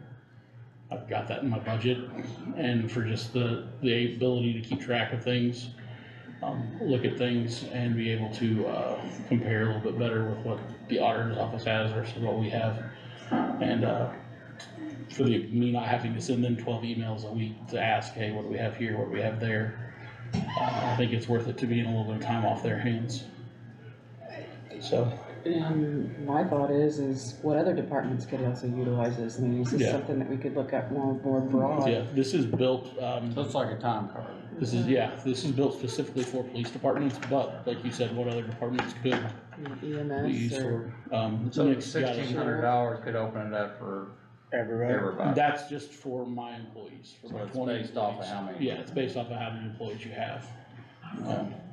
But, there's just the signing of an agreement. So you one-year say you have contract. it in your budget? Yeah, I have that in my budget, and it just requires a commissioner's signature if you so choose. You have it in your budget under what line and which budget? There is 1222? contractual maintenance, yeah. No, that's under the 1170. Okay. I think it's just maintenance, but that's where all the contractual maintenance comes Services. from. So is this a year to year? It is year to year. It will continue on. There's a slight increase every year. And I have the option to pay for 3 years up front, but, I don't think I really wanna pay for all 3 years up front. I'd like to give it the first year as a rundown, and then if it goes on, maybe next year I'll buy 3 years at a time, or, And that, that's a thought about, if we think about applicability with other departments, Yeah. let you guys trial it out if it works really well and it's Exactly. something that other departments are Where you interested in. they'll clock in and out from their phone. It I mean, as long timestamps as it you just have like it. Nix does. It has a lot of Nix capabilities, just at a lot cheaper price. As long as he has it in his budget. Yeah. Yeah, there's We gotta get no extra money there. Commonality on software. and Greg, what are you thinking? across departments. Yeah, sounds pretty good. Okay. All right, I'll entertain a motion to allow Jeremy to spend, $1,600 out of his own budget that he has, for this program that, will assist him in his scheduling and schedule for his department. I'll make that motion. Randy makes that motion, Greg. I'll second. Greg seconds it, I'll make that unanimous, so going back to the yes votes. Randy? Yes. Greg? Yes. I'm a yes too, so I'm the customer. Yes, you're the customer. And I'll fill all the rest out if you'd like, just sign What else you got? it. Next up, I had the opportunity come up, very short notice to start my EMA training. Continue my EMA training. It's the start of the classroom training, portion, which, there are 5 classroom sessions. The first one is 40-hour class, 5 days a week. The second, 2 days, 3 days, 2 days, 3 days. And I have to have this one first. I have to have those classes done, within the first 2 years of my appointment, to be able to continue to get the salary grant if they decide to continue that. So Where's the class at? it is in Brownsburg. I even have gotten the state to pay for my room, so there would be no room charge. The only thing it would cost would be the gasoline to get up there. Okay, well, So I just wanted to get that approved through you I'll guys. make a motion to approve that. all right, Randy's made a motion to approve Jeremy's class that he has to take. Greg? I'll second. Greg seconds that, I'll make it unanimous, so again, back to the yes. Randy? Yes. Greg? Yes. And I'm a yes, so. All right. Thank you very much. Thank That is you. it. Thank you. Thank you. Appreciate it. Finally, I know. you evidently didn't bring cookies or anything I else. did that. I brought those snacks. How are you two doing? Good, Haven't seen good. you for a while. I know, isn't it nice? I don't know. No, I have 2 things for y'all tonight. So you'll have a big old packet for All me, cause we'll like bedtime reading. Part of that, is our current year comprehensive community plan. So we come to you every year and say, hey, this is the plan we put together with aggregate community data. So we just need you to say, yes, you're not crazy, these are our things. You were talking earlier about we're number 92 again, Mike, so. in case 92 you were again? wondering. Yeah, so, we're focusing a lot on social determinants of health, chronic absenteeism, school and community-based programs, positive activities for youth, reducing recidivism, So what's it all based off? I mean, is it just life expectancy? yeah, it's a multitude of factors, but most of it is life expectancy. We have really high rates of cardiovascular disease, but then we also have really high rates of nicotine use and alcohol abuse, which doesn't help cardiovascular disease. Cancer is actually really high. That's one of our, which you don't want me helping with cancer. That's beyond my realm. But that's basically what we're focused on this year. So this is what we'll be granting our funds out through our Drug-Free Communities funds toward. So I need approval on the comprehensive community plan. Okay. Everybody's got that in your packet. Yes. Greg, your packet's sitting here, so I'll put it in your mailbox. So anybody got any comments, questions? Greg, you got any comments or questions about their comprehensive plan that they do each year and Like 30 pages. yeah, it's a long read. No, they did a good job. Yes, they do. They're kind of a quiet group that sneaks around and does things and nobody really knows they're doing them. See? Always Right? always alert, is that what you said? That's okay, I've got it in my notes to fix the problem with veteran transportation and Well, Nick's community paramedicine, so we'll fix that. well, the paramedicine, I think, is a good idea. It really I mean, is. If nothing else, I mean, I hate to say this, cause it's a cost savings, but, or a cost, but, you're touching base with people that are shut-ins and, a lot of times, I don't even know if they get out anymore, some of them, they just, so they go to the doctor and go home and again, that whole program started off where it was, where we were making sure that they weren't going back to the hospital. Right. And instead of just calling 911 saying, you know, I don't feel good. Right. They got somebody that's sitting there meeting them every week and saying, hey, how are you doing? And, you know, Are you taking your diabetes medicine? Yeah. Are you taking your blood pressure medicine? Yeah. so I think it's a good thing, but again, I don't quite understand how. I guess- Well, and long-term cost savings, like as far as health expenses, you know, employment loss, like it actually saves the county money, but I mean, not in a dollars and cents I on a get bank account sort of Well, way. I've always said, and I know people hate it, but I always said if we have to start funding more to our ambulance service, then to me that, as long as we're being financially good stewards of the money, that means people are healthier, people are not sick, people aren't having accidents, and they're not using the service, so. Right. That's a good thing, even though it will cost us more money when it's a good thing, but still, it's a good thing. But I still don't see how we always are at the bottom of the line, but. Yeah, it's rough. So we're gonna try to make sure we're not at the bottom next year. That's our goal. Well, I mean, it's always good for people to live longer and live healthier. I mean, so. Again, I know you guys got some good programs and I, just like the resource officer, I think, you know, sometimes with the drug community that if we can start talking to kids that, you know, with a police officer in a school at a younger age, I think we can change a generation of kids maybe, and the same thing with this, if you tell, you know, Well, and you'll be excited to know, this is for you, that, so we got funding, to do K through 3, Too Good for Drugs is the curriculum. And so we were able, so through the work that we did last year with the opioid settlement funds, we actually were able to secure another round of ECHO funding. And so, so not only did we get the curriculum, but now we have 2 years of guaranteed payments for service delivery for that K through 3. I've also got a question about the Okay. vape. Okay. I know to me, there's a lot of legalities of why or how kids can have access to vaping.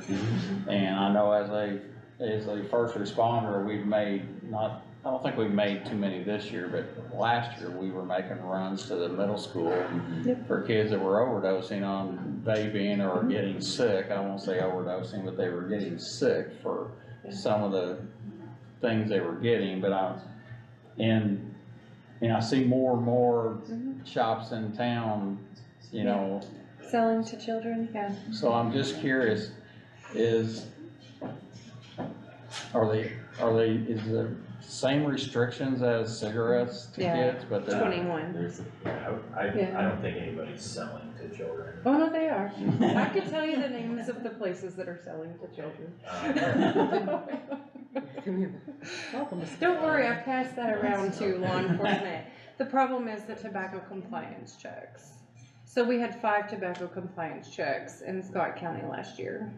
So So do we need more? we need way more. So is that a funding problem, or is that a scheduling problem, or is that somebody I needs to, think that's who does that? It's through state police, I think.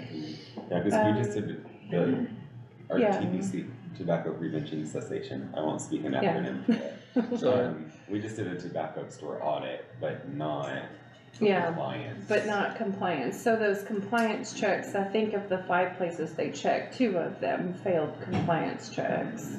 And then there was no so recheck. if they fail, They get a fine. And they're supposed to be rechecked, but they're not. I being guess rechecked. I'm gonna ask a question, this is probably gonna involve him, but Okay. is that fine a public? Yep. So everybody should know that Mhm. somebody was fined for that? Yeah, there's a public report that comes out every year with all the tobacco compliance checks in the state of Indiana, and you can go down and look for Scott County and see who they did the compliance check on, and who passed and who didn't, and then what follow-up was supposed to occur, and whether or not that follow-up did occur. So the follow-ups by the state police as well? I think it's state police, don't quote me on that, but I'm like, it's a law enforcement agency that does it. So it's probably, I'm just, Yeah, so I'm like, I'm sorry, I got in all. that's okay, Alright, I have so- youth tell me in the office all the time Us exactly where they buy their vapes. taking that so. information and putting that on our Facebook page, what kind of legal ramifications would that have? It Because is So the public. to me, that ought to be document, right? Yep, front page news. I mean, people ought to know. I think if you rely on the public agency document, rather than saying they're right, don't Selling say, yeah, selling to kids, right, I think. Marissa said that. That's the standard, right, that's all right. right? Usually if you accuse someone of a crime that they did not commit, that's defamation per se. Right. Right. But if we take the report, But And if you're just Screenshot. publicizing a report conducted by a separate agency and relying on the report itself and not making any, accusations, that I would not see that there would be an issue. okay? I just, So we will bring that to light. Okay. I just don't, Yeah, well, and I will It's tell you, beginning. so the THC vapes, so toxicology reports, those are being sold as one cannabinoid, but they're actually a multitude, and Nick already hightailed it out of here, but, some of the responses that they're seeing, we're seeing cardiovascular events, they're seeing psychosis, all kinds of things, so those are coming up on toxicology reports pretty rough. Oh, there he is, yeah, hey Nick. I have questions for you. Yeah, we were just sharing about the THC vapes and some of what you're seeing. About it, the responses are not what you would normally see with THC. Complete opposite. It's almost like MDMA or meth. Yeah, so youth are using those products. what's the state doing? Arguing. Enjoying the tax revenue? Allowing Right. gas stations to sell it. Right. And there's a lot of bickering with legislators, that's what happened this year, it was 15 different pieces of legislation were introduced Nothing. none of it went anywhere. So, Can so I there's get- no regulation. Can I have Andrew Campbell contact you? Yeah. Will you write down your Yeah. phone number for me? There have been legislative pushes to close the farm bill loophole, which is how a lot of like THC variants are sold, like Delta 8-9, all the other synthetics. And there was, as Chris was saying, a legislative push during the last session, but nothing went anywhere. I was actually on call today, and we were discussing that, so we're restructuring and trying That's to. aggravating. Yeah. I mean, on one hand, they're telling you, let's get healthier, on the other hand, they're allowing Right. a loophole to be Right. ran through. Well, and it's being marketed that these Delta 8, Delta 9, Delta 10 products are a safer alternative, but I mean, like you just heard him say, it's not. It's leading to heart arrhythmias, it's leading to psychosis. Are they addicted to? Yeah. Alright, So, yeah. so you, I take it you do have some programs in the schools that are telling kids that this isn't safe? Yeah. Even though everybody tells you it is? Yeah. I mean, Yeah, we actually, so the schools are doing, so if they get caught with the vapes, they have to go through a class, like a psychoeducation class. If they get caught, and the parent has to go as well, because we do have adults buying, yeah, you know, all cause kinds they of think different it's all products. good. Right, and so the parent has to go along with those, and then if they get caught a second time, that's whenever they start looking at like prosecution or, the citation. Alright, sorry, got off on a tangent. Sorry. What else you got? Alright, so that's number one is the CCP. Do I need to sign? No, we just need you all to say yes, Yes. so. What else you got? Okay, so The second piece. that's the second piece. So that's what we do every year, and that's just so that whenever the state comes back and approves, like, the auditor to release our funds, then the For your auditor grants can and release our stuff. funds. I would just, I would formally Okay. approve We it. did. You need it, you did. We You did, vote. you were in the other room, and we voted. Okay, so the second thing I have, is, so there's a report about everything that we did with the funds that you gave us last year. So I could go through all of that, or you could just We'll read read it. that on your own time. We do have $6,695.62 remaining, so we have a new request. So part of that new I request. wondered where you've been. Huh? I wondered I where you've know, been. right? I'm Like, well, and Like, she hasn't been here for a interestingly, while. yeah, we were able to do things a lot cheaper than what we expected, because people were willing to just give us spaces for free and come facilitate things for free, so it's kind of Good. nice. We That's wound up Really? Yeah. stretching that pretty well. Stretching your dog. Yep. Great. So, one of the things that we've seen, well, we're successful, right? And the problem with that is that our drug fees, we're down to 14,000. That's what this year we have 14,312 to grant out. We received funding requests for 26,953.19. So I guess request number one is that we use the remaining funds plus an additional, 5,944.88 to fund all of the grant requests for this cycle. So that's the one that says 24-25 proposals. So you're going to use what you saved. Plus asking for an additional, like, just under 6,000 to be able to fund everything that was requested this year. I think that's a win-win. Yeah. And so let's- then, I'm gonna ask a okay. stupid question here. I mean, is that all you need? Well, no, I have a second part of this request. So nearly 78% of the overdose cases that we reviewed, which we review all Scott County residents and overdose fatalities that occur within Scott County. So nearly 70% of those cases, grief was a contributing factor. So people experiencing grief, sometimes in childhood, sometimes in adulthood, and that either leads to onset of substance use or it leads to escalation of substance use and ultimately overdose fatality. So what we did is we started looking at, this is 70% of the cases that we reviewed last year. We're seeing that same trend this year. We started looking at, what do we have? Lonnie has expressed that we don't have grief support in this county. Hospice, you can get services, but you have to leave the county. We know transportation's a barrier. We have Grief Share at Elevation Church, which is a great faith-based program, but faith-based isn't necessarily what everyone needs. So what we're finding is that we're in need of a postvention program, which would also service prevention. So, for example, we had several cases that had young children. So if we can come in and provide services to those families, so initially the logistics of death. How do you contact the funeral home? How do you pay for a funeral service, right? How do you make the house payment whenever, your source of income is now deceased? And we all deal with that in any kind of grief situation.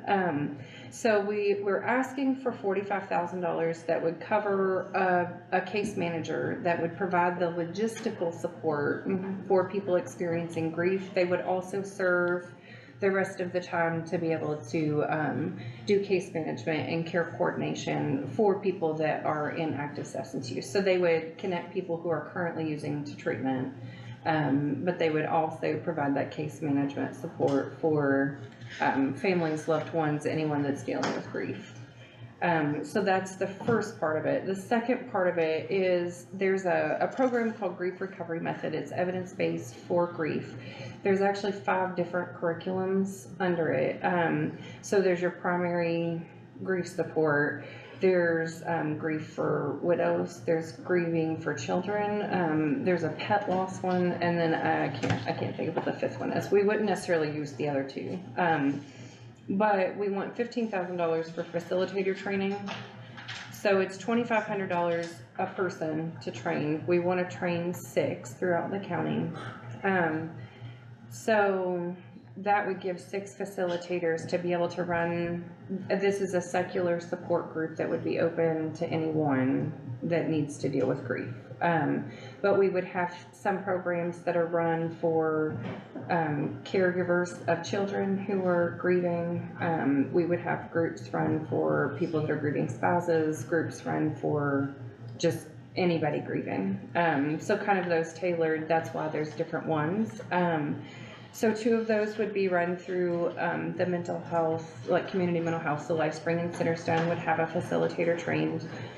Both of the school districts would have a facilitator trained so that they could run this curriculum within the schools. And then we would have 2 community providers that would run this curriculum just in the community. And so that $15,000 would cover 6 facilitators throughout the county, and just broke those down. We're asking for $30,000 to cover services for 2 part-time social workers to be able to provide one-on-one and grief support in the community.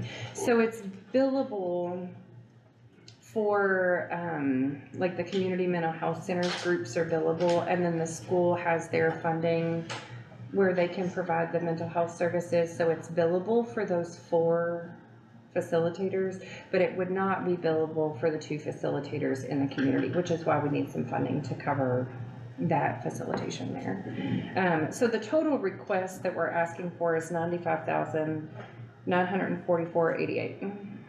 95 what? $95,944.88. And these are all part of the, so actually on the grant proposals I broke down, these are the core strategies from that approved abatement plan. So I put what that aligns with. The postvention and grief support also, and I see that, because I just put hiring additional social workers and funding for evidence-based prevention programs. yeah, so I actually circled on, that's the approved uses, so I circled and wrote CM for the case manager and then SW for the social worker. I didn't put that in your all's packets because that's the same thing, but that's the legality piece of like going back to those core strategies. And that's what the case manager and the social workers would be working on.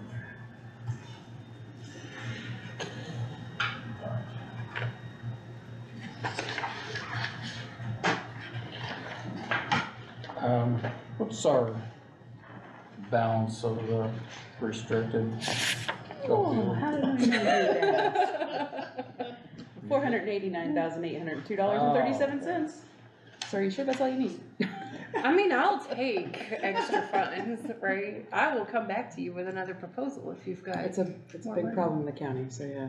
It is, I just know, and people don't really know, I think, what you guys do, but you also do grants to other organizations that are still, and they all have their individual programs and help needs for everybody too, so it's just not you taking that money, you're Right. distributing it. Yeah, we as well, distribute so. and we collaborate with, we're about 40 different organizations that we collaborate with.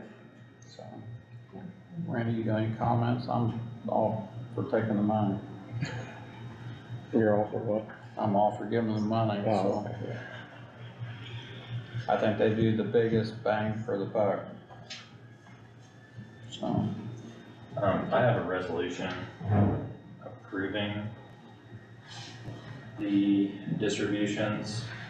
I would just attach the list right there. Which, oh, this one? Well, if you could put the whole Yeah, the whole package. plan with the packet in there. Yeah, now I've done it. And then like we did last time, Okay. I had like a sub-recipient grant agreement, basically. Okay. yeah, that's, I think you're the only one I've seen come back and tell us what you did. Yeah, I think so. Oh, no, I'm like, and that's appreciated. yeah, I'm like, I am more than happy to, and I can sit here all night, I guess, and break it all down, but the No. people after me would probably really not like that. Greg, you got any comments? No, I certainly support what they do and appreciate what they do, so thanks, Chris and Dylan, for all your hard work. Yeah, thank you, Greg. I actually would like some money out of the opioid settlement funds to join Greg on vacation. With all your hard work, it sounds like you might need it. We're gonna call it burnout prevention. Randy, Jen got and I any do that. It'll come comments? in handy. Randy, got any comments? No, other than, I really appreciate what you guys are doing with Thank you. the kids, and I really believe in my heart that that's where we're gonna stop this, if we ever get to stop it, is from the kids, early education, and I love that you guys do that. And I'll make a motion, to use, $95,000. I mean, sure. Yeah, $95,944.88, out of, opioid, restricted funds. What's the resolution number? 11. Okay. Randy's made a motion to allow $95,944.88 to, the 3 areas that they're talking about with a case manager, with a group case manager, 6 training for, people and 2 part-time social workers. Greg? I'll second. Greg seconds that, I'll make that unanimous, so I'm gonna go back and ask for a vote, so, Greg, Yes. Randy, Yeah. and I'm a yes, so, alright, Thanks, gentlemen. And All right. here's for we're gonna, that, he wanted that attached. That's an extra Yeah. package, so. I'm gonna just read this real quick, so, we have a resolution number 2024R11 approving certain funds for the opioid abatement distribution, whereas, I'm not gonna go through all that, here, I'm gonna go down here, whereas the list of opioid remediation, Schedule A, core strategies includes the following: hiring an additional social worker and funding for evidence-based prevention programs, whereas the C's of Scott County engages in approved use described above and submitted the purpose of the opioid abatement funds attached Exhibit A that falls within the core strategies, so we already passed that, so it's on this day, the 15th of May, 24, 3. Look at his watch. I can keep that and then skip There it you go. to tomorrow, if that's all right. Yes. All right, appreciate all you do. Thank you, Jim. We'll, have you on the June council meeting, Okay, what And date that'll is do that, do you know? June 11th. June 11th, I okay. believe. You may have something for you then. Hang on, here's the rest of it. So, 183 East McLean is what I use. Okay, as long as you can get. Yeah.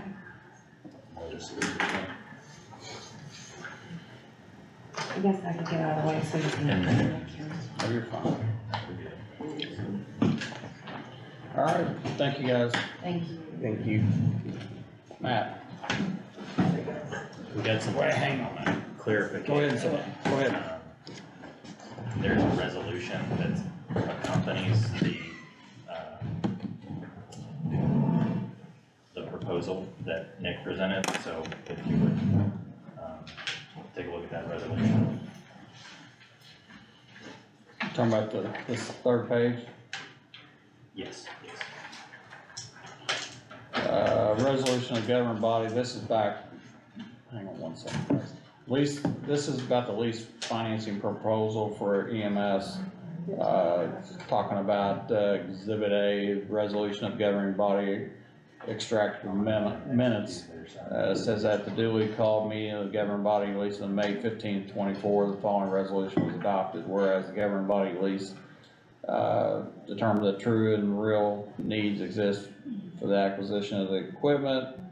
Says whereas the necessary steps included without limitation of the compliance and legal bidding requirements be resolved that the governing body of the lease said purchase agreement and escrow agreement is applicable, so. So am I able to sign this since we approved it a while ago? Yes. So.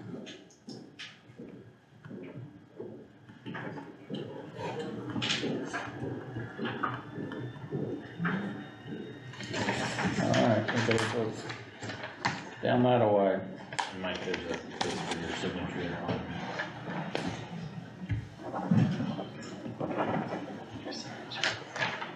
Yep, so. Alright. You're up. I think we can make our part pretty quick for you guys, but we were here a couple months back and, talked a little bit about the community building and really just wanted to follow up with that. I mean, we're getting to a point now to where we've put that off about as long as we can. And, you guys were very gracious to listen to us. We did make the pitch at the, Ready To grant. I have not heard anything from that.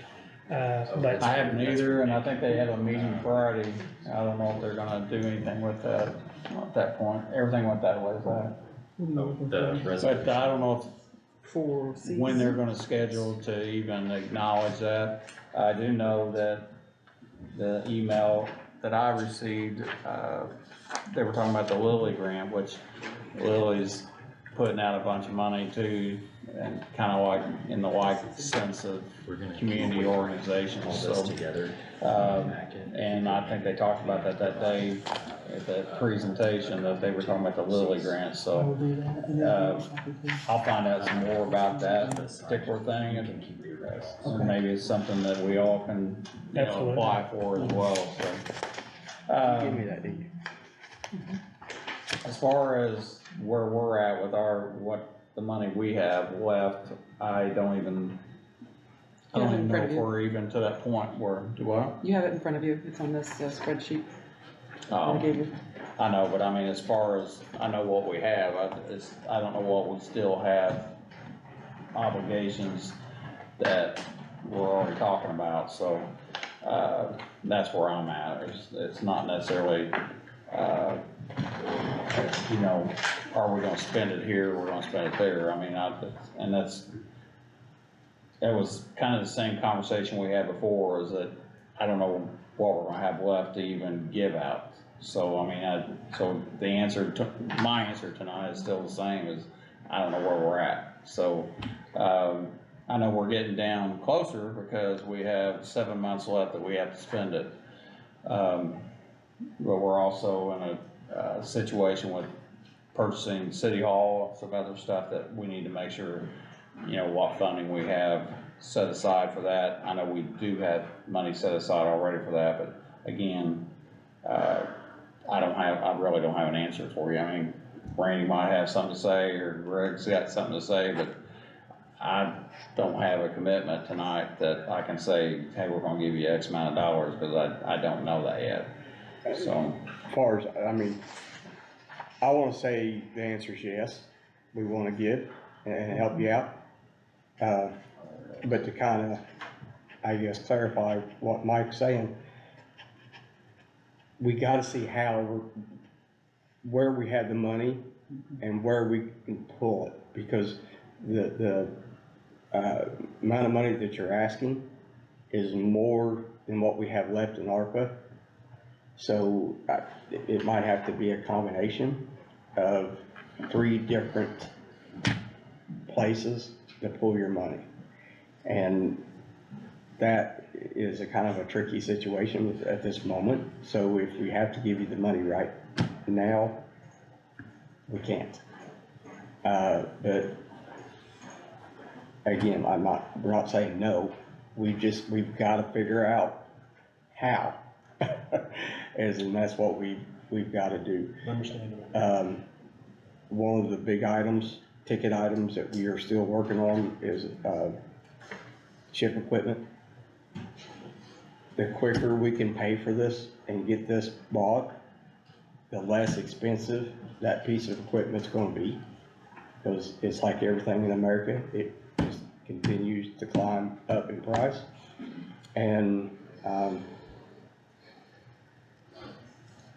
with complications we've had with our, council, trying to get that approved, which they're gonna have to approve sometime, or they're either gonna have to do that or send it back to, the United States and say, hey, we decided we don't want your money. Which would be really dumb, but whatever. I guess I know that ain't what you're here for. We'd like us to give us the money, and I wish we could. I really do. It's just we're gonna have to figure out how to give it to you. And we're consistently looking, I mean, we're still fundraising every month, and we're looking to leverage funds. We're not coming with a handout. I mean, we've got a lot more skin in the game than what we're asking for. But I just didn't know, you guys got so much coming at you, I didn't know if it was even in the realm of possibility. So, I mean, yes, we're asking for a no, or excuse me, we're asking for a yes. But if it's a hard no, it would be nice to know now versus 7 months from now. That's kind of what is this even in the realm of like what you guys are available? For me, it's not a hard no, absolutely not. For me, I wanna help you. What's the total amount? Sorry. We've asked for 150. Okay. But for me, it's how do we accomplish it? How much money do we pull from here? What we can pull from here?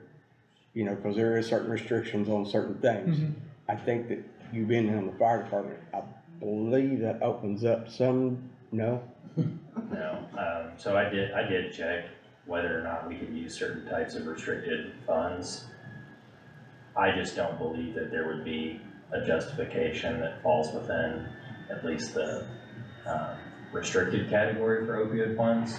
And we did have a number of different groups come in for smaller requests. And I think that, how much is left in the unrestricted?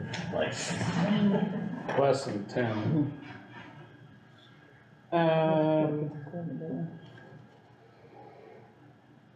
After June, when all of the additionals come through, it's about $6,000. So, and that money would We should be. pledge the 6,000. Should be getting another draw though. We always get draws like June. I'm not really aware on that. So. We'll get another draw I around. just got one. ARPA, I mean, I'm not sure, Yeah. y'all, y'all run a nonprofit, right? Okay. And this would be a remodel plan of a pre-existing building, or?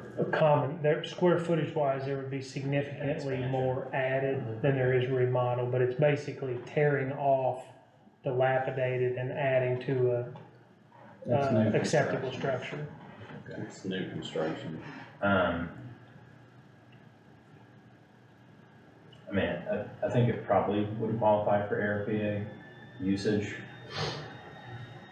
with that description, just, I don't know that there's a lot of requests for that money at this point, so I think the problem is I don't think anybody can give you a hard no or a hard yes, so I know it might be easier on you to know, like, that's just not an avenue, but I. Well, I mean, we started this planning in literally January of 2020. I mean, we started saving 20 plus years ago. I mean, we dedicated a separate account called the Accumulated Fire Repair Fund, and we've been building funds in that for 20 plus years and not bought a lot of things we needed just in preparation. So, I mean, we're in the long game, but we're getting to the point to where we have to do something. I mean, we're 5 years without heating, 3 years without air conditioning. I mean, the building's just at a point to where it's going to, it's not gonna continue to stand. Well, I'm gonna tell you the same thing Randy's telling you, that mine's not a hard no by any means. I mean, it's just a matter of seeing what we have.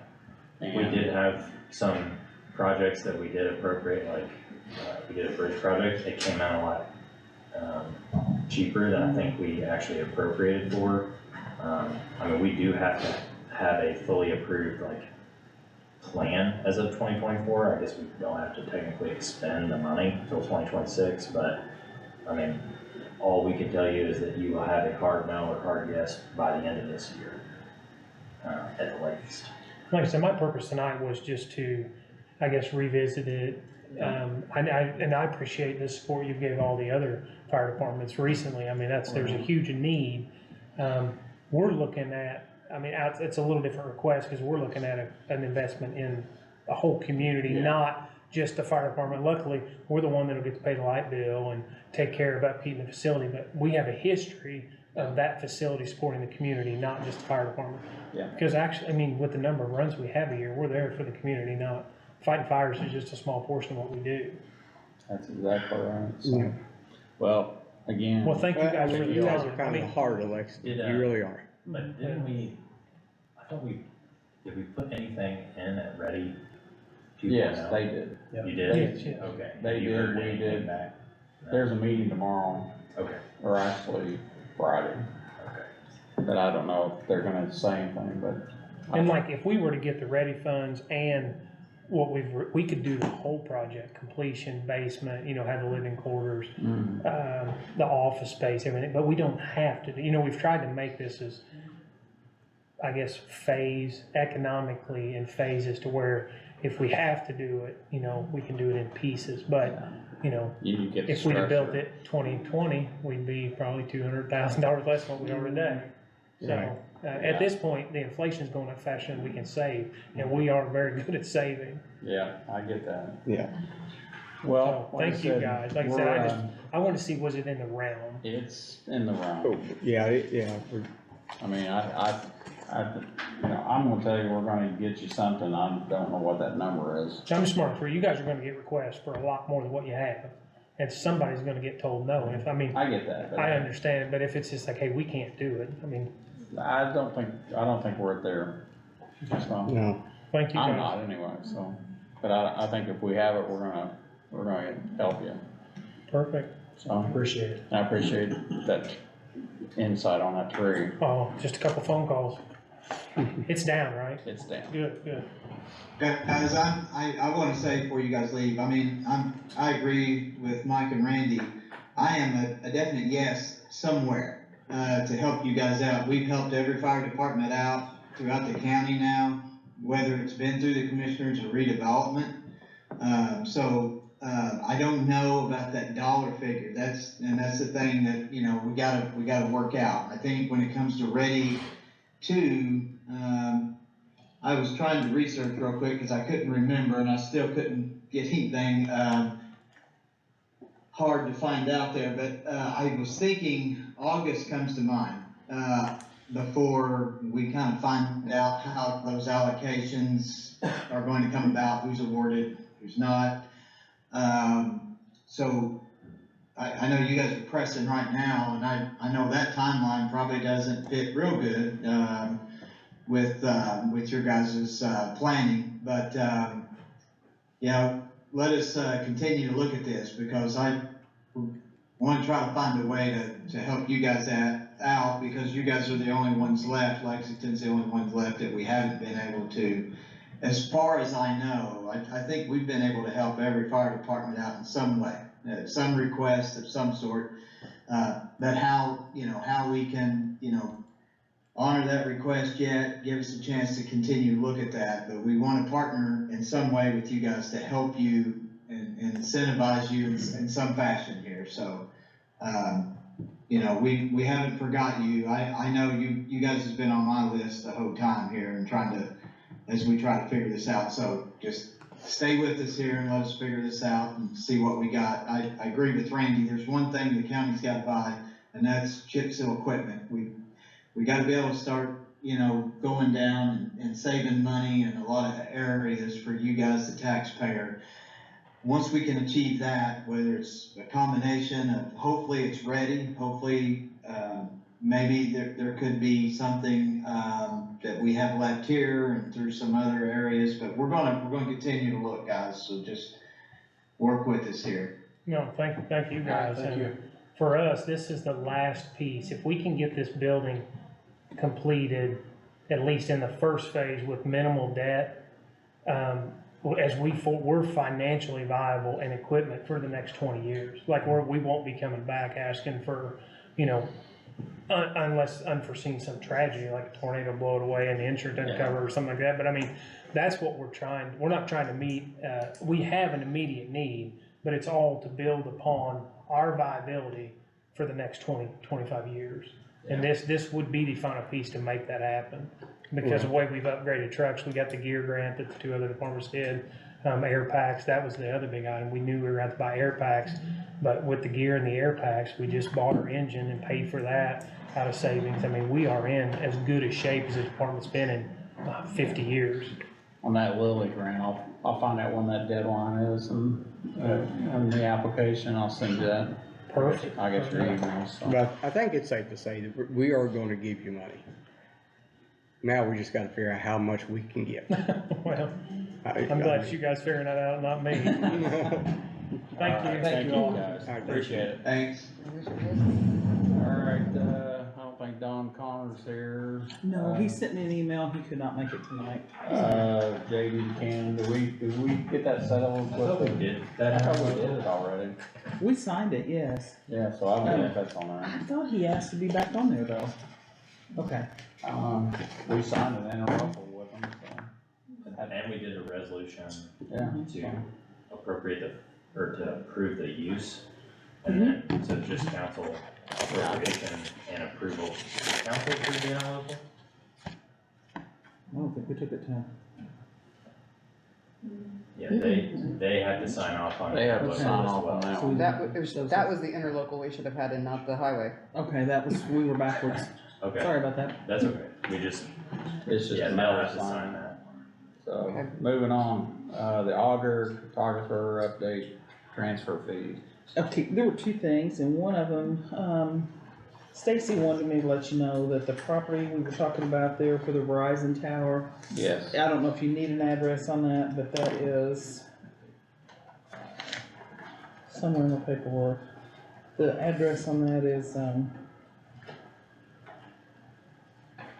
1318 North Gardner Street. And I've got paperwork here if you need it on that. I need to go to the city hall, cause the guy that's Preston Patton called me and he, there's a permit that he wants me to help, Okay. at the city with, so, to get that, and just for everybody to understand, we've been talking about this for 5 years or longer. Verizon's putting a cell tower behind the old John Jones building. We had a contract, a release contract signed with them, and they just kind of just went absent for a while. We reached out to Preston, which was the go-to guy, and they've actually done it a different way. Verizon's not building the tower, it's a third party that's gonna build the tower, which Verizon is leasing. I mean, and they do that a lot, so but it's still, it's gonna be a tower that we can utilize, that we've got in the contract, we were able to put 911 antennas and stuff on it free of charge, so. And we're trying to get these permits done because they're going to start construction in September, so. And I don't know how long it takes to put up a tower, but I wouldn't think it's very long. But which, as bad as Verizon's service is right now in Scott County, it's, you know, it can't do anything but help, so. So that's, I'll take that to the city and tell her that's the address, so. Then the next thing with our cartographer, we're trying to put together a, I don't know if I can think, it's kind of like the rules of use, my brain just stopped on one, but it's kind of like a set standard of codes that we use, and that we're gonna do the same thing, cause Stacy gets a lot of things that don't have legal descriptions, or they're so far off, and some of them we combine. I mean, one of them the other day, 700 some acres sold, she could find 60, you know, it is so far off, it's not funny. And they just send it back and forth. We'd like to change some of that, but when we do that, several of the communities around us, instead of charging $10 per deed, which have several parcels, they charge $10 per parcel. And when we change these rules, we would like to have permission. I mean, and that's something we'd like, this is just an informational thing right now, but we would like for you guys to be considering changing that to the 10 per parcel. Well, you have to. We'll have to do a fee schedule, Yeah. Public hearing. alteration, public notice, advertising, and, public hearing. Well, we're doing the same thing with downstairs in the area plan with permits down there, that's, the fees are changing. We're trying to catch up with the costs associated with. Yeah. So maybe we can marry them at the same time and say, hey, we're having hearings for some fees being raised on this department and fees being raised in this department, so. Yeah. Yeah, I think that's all right. What else? That's all I had on that one. Are you asking a question? No, I'm gonna Stretch. tell you. Didn't know if you were, She's gonna tell you. I didn't know if you were stretching over there or No, something. no, I'm not sure. There was, I believe, also a request made possibly before Michelle left Planning Commission, that we would also like to, create a new fee for 911 addresses. Used to be easy, getting more difficult as we go along. And it's taking more time because we have to do research. You know, we take the request, but then we have to do research and get all the paperwork together. So, So you're talking about creating an address, a 911 address, is that correct? Is that what you're saying? to create a fee that someone would have to pay in order to get a 911 address. Okay. Okay. Yeah, I think we can have a fee hearing and anybody wants to, cause I mean, just being on the area plan, I know those haven't changed in 15, 20 years, so. I think 2008 or something. Something like that. Yeah. So anyway, you know, and not saying we're trying to gouge people, we just need to be able to pay for the paper in the office. Jennifer, anything else? That's all I have on that, yeah. All right, consideration of the regular special invoices and the claims. The only, invoices that I have with me tonight are the election claims.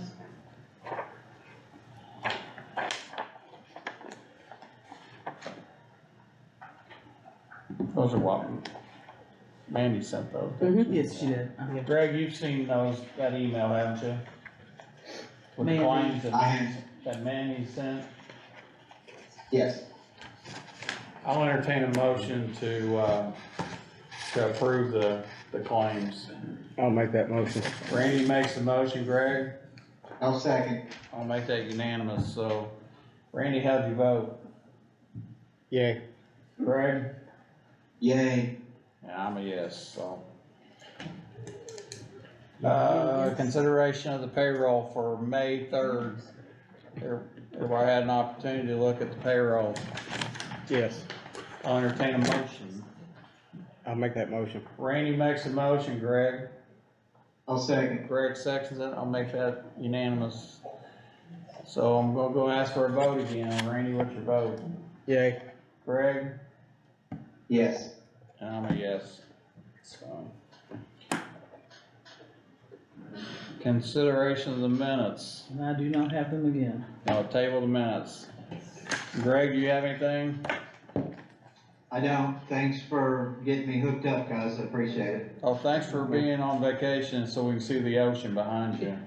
Well, thanks for taking time out of your vacation and, joining us on this meeting. Absolutely. I appreciate it. Hey, also wanna thank Brad for not being, entertained this way. He's there, as well. He offered. I declined. I bet he did. Randy, you got anything extra? We appreciate the fact that you're not drunk and you got your shirt on, so. I will just, tell him that I did ask him to make sure he was presentable. He may not have any shorts on. Yeah, we don't know what's below the shirt, but, as long as you don't stand up, we're good. You got anything? You got anything? No. I'll entertain a motion to adjourn. I'll make that motion.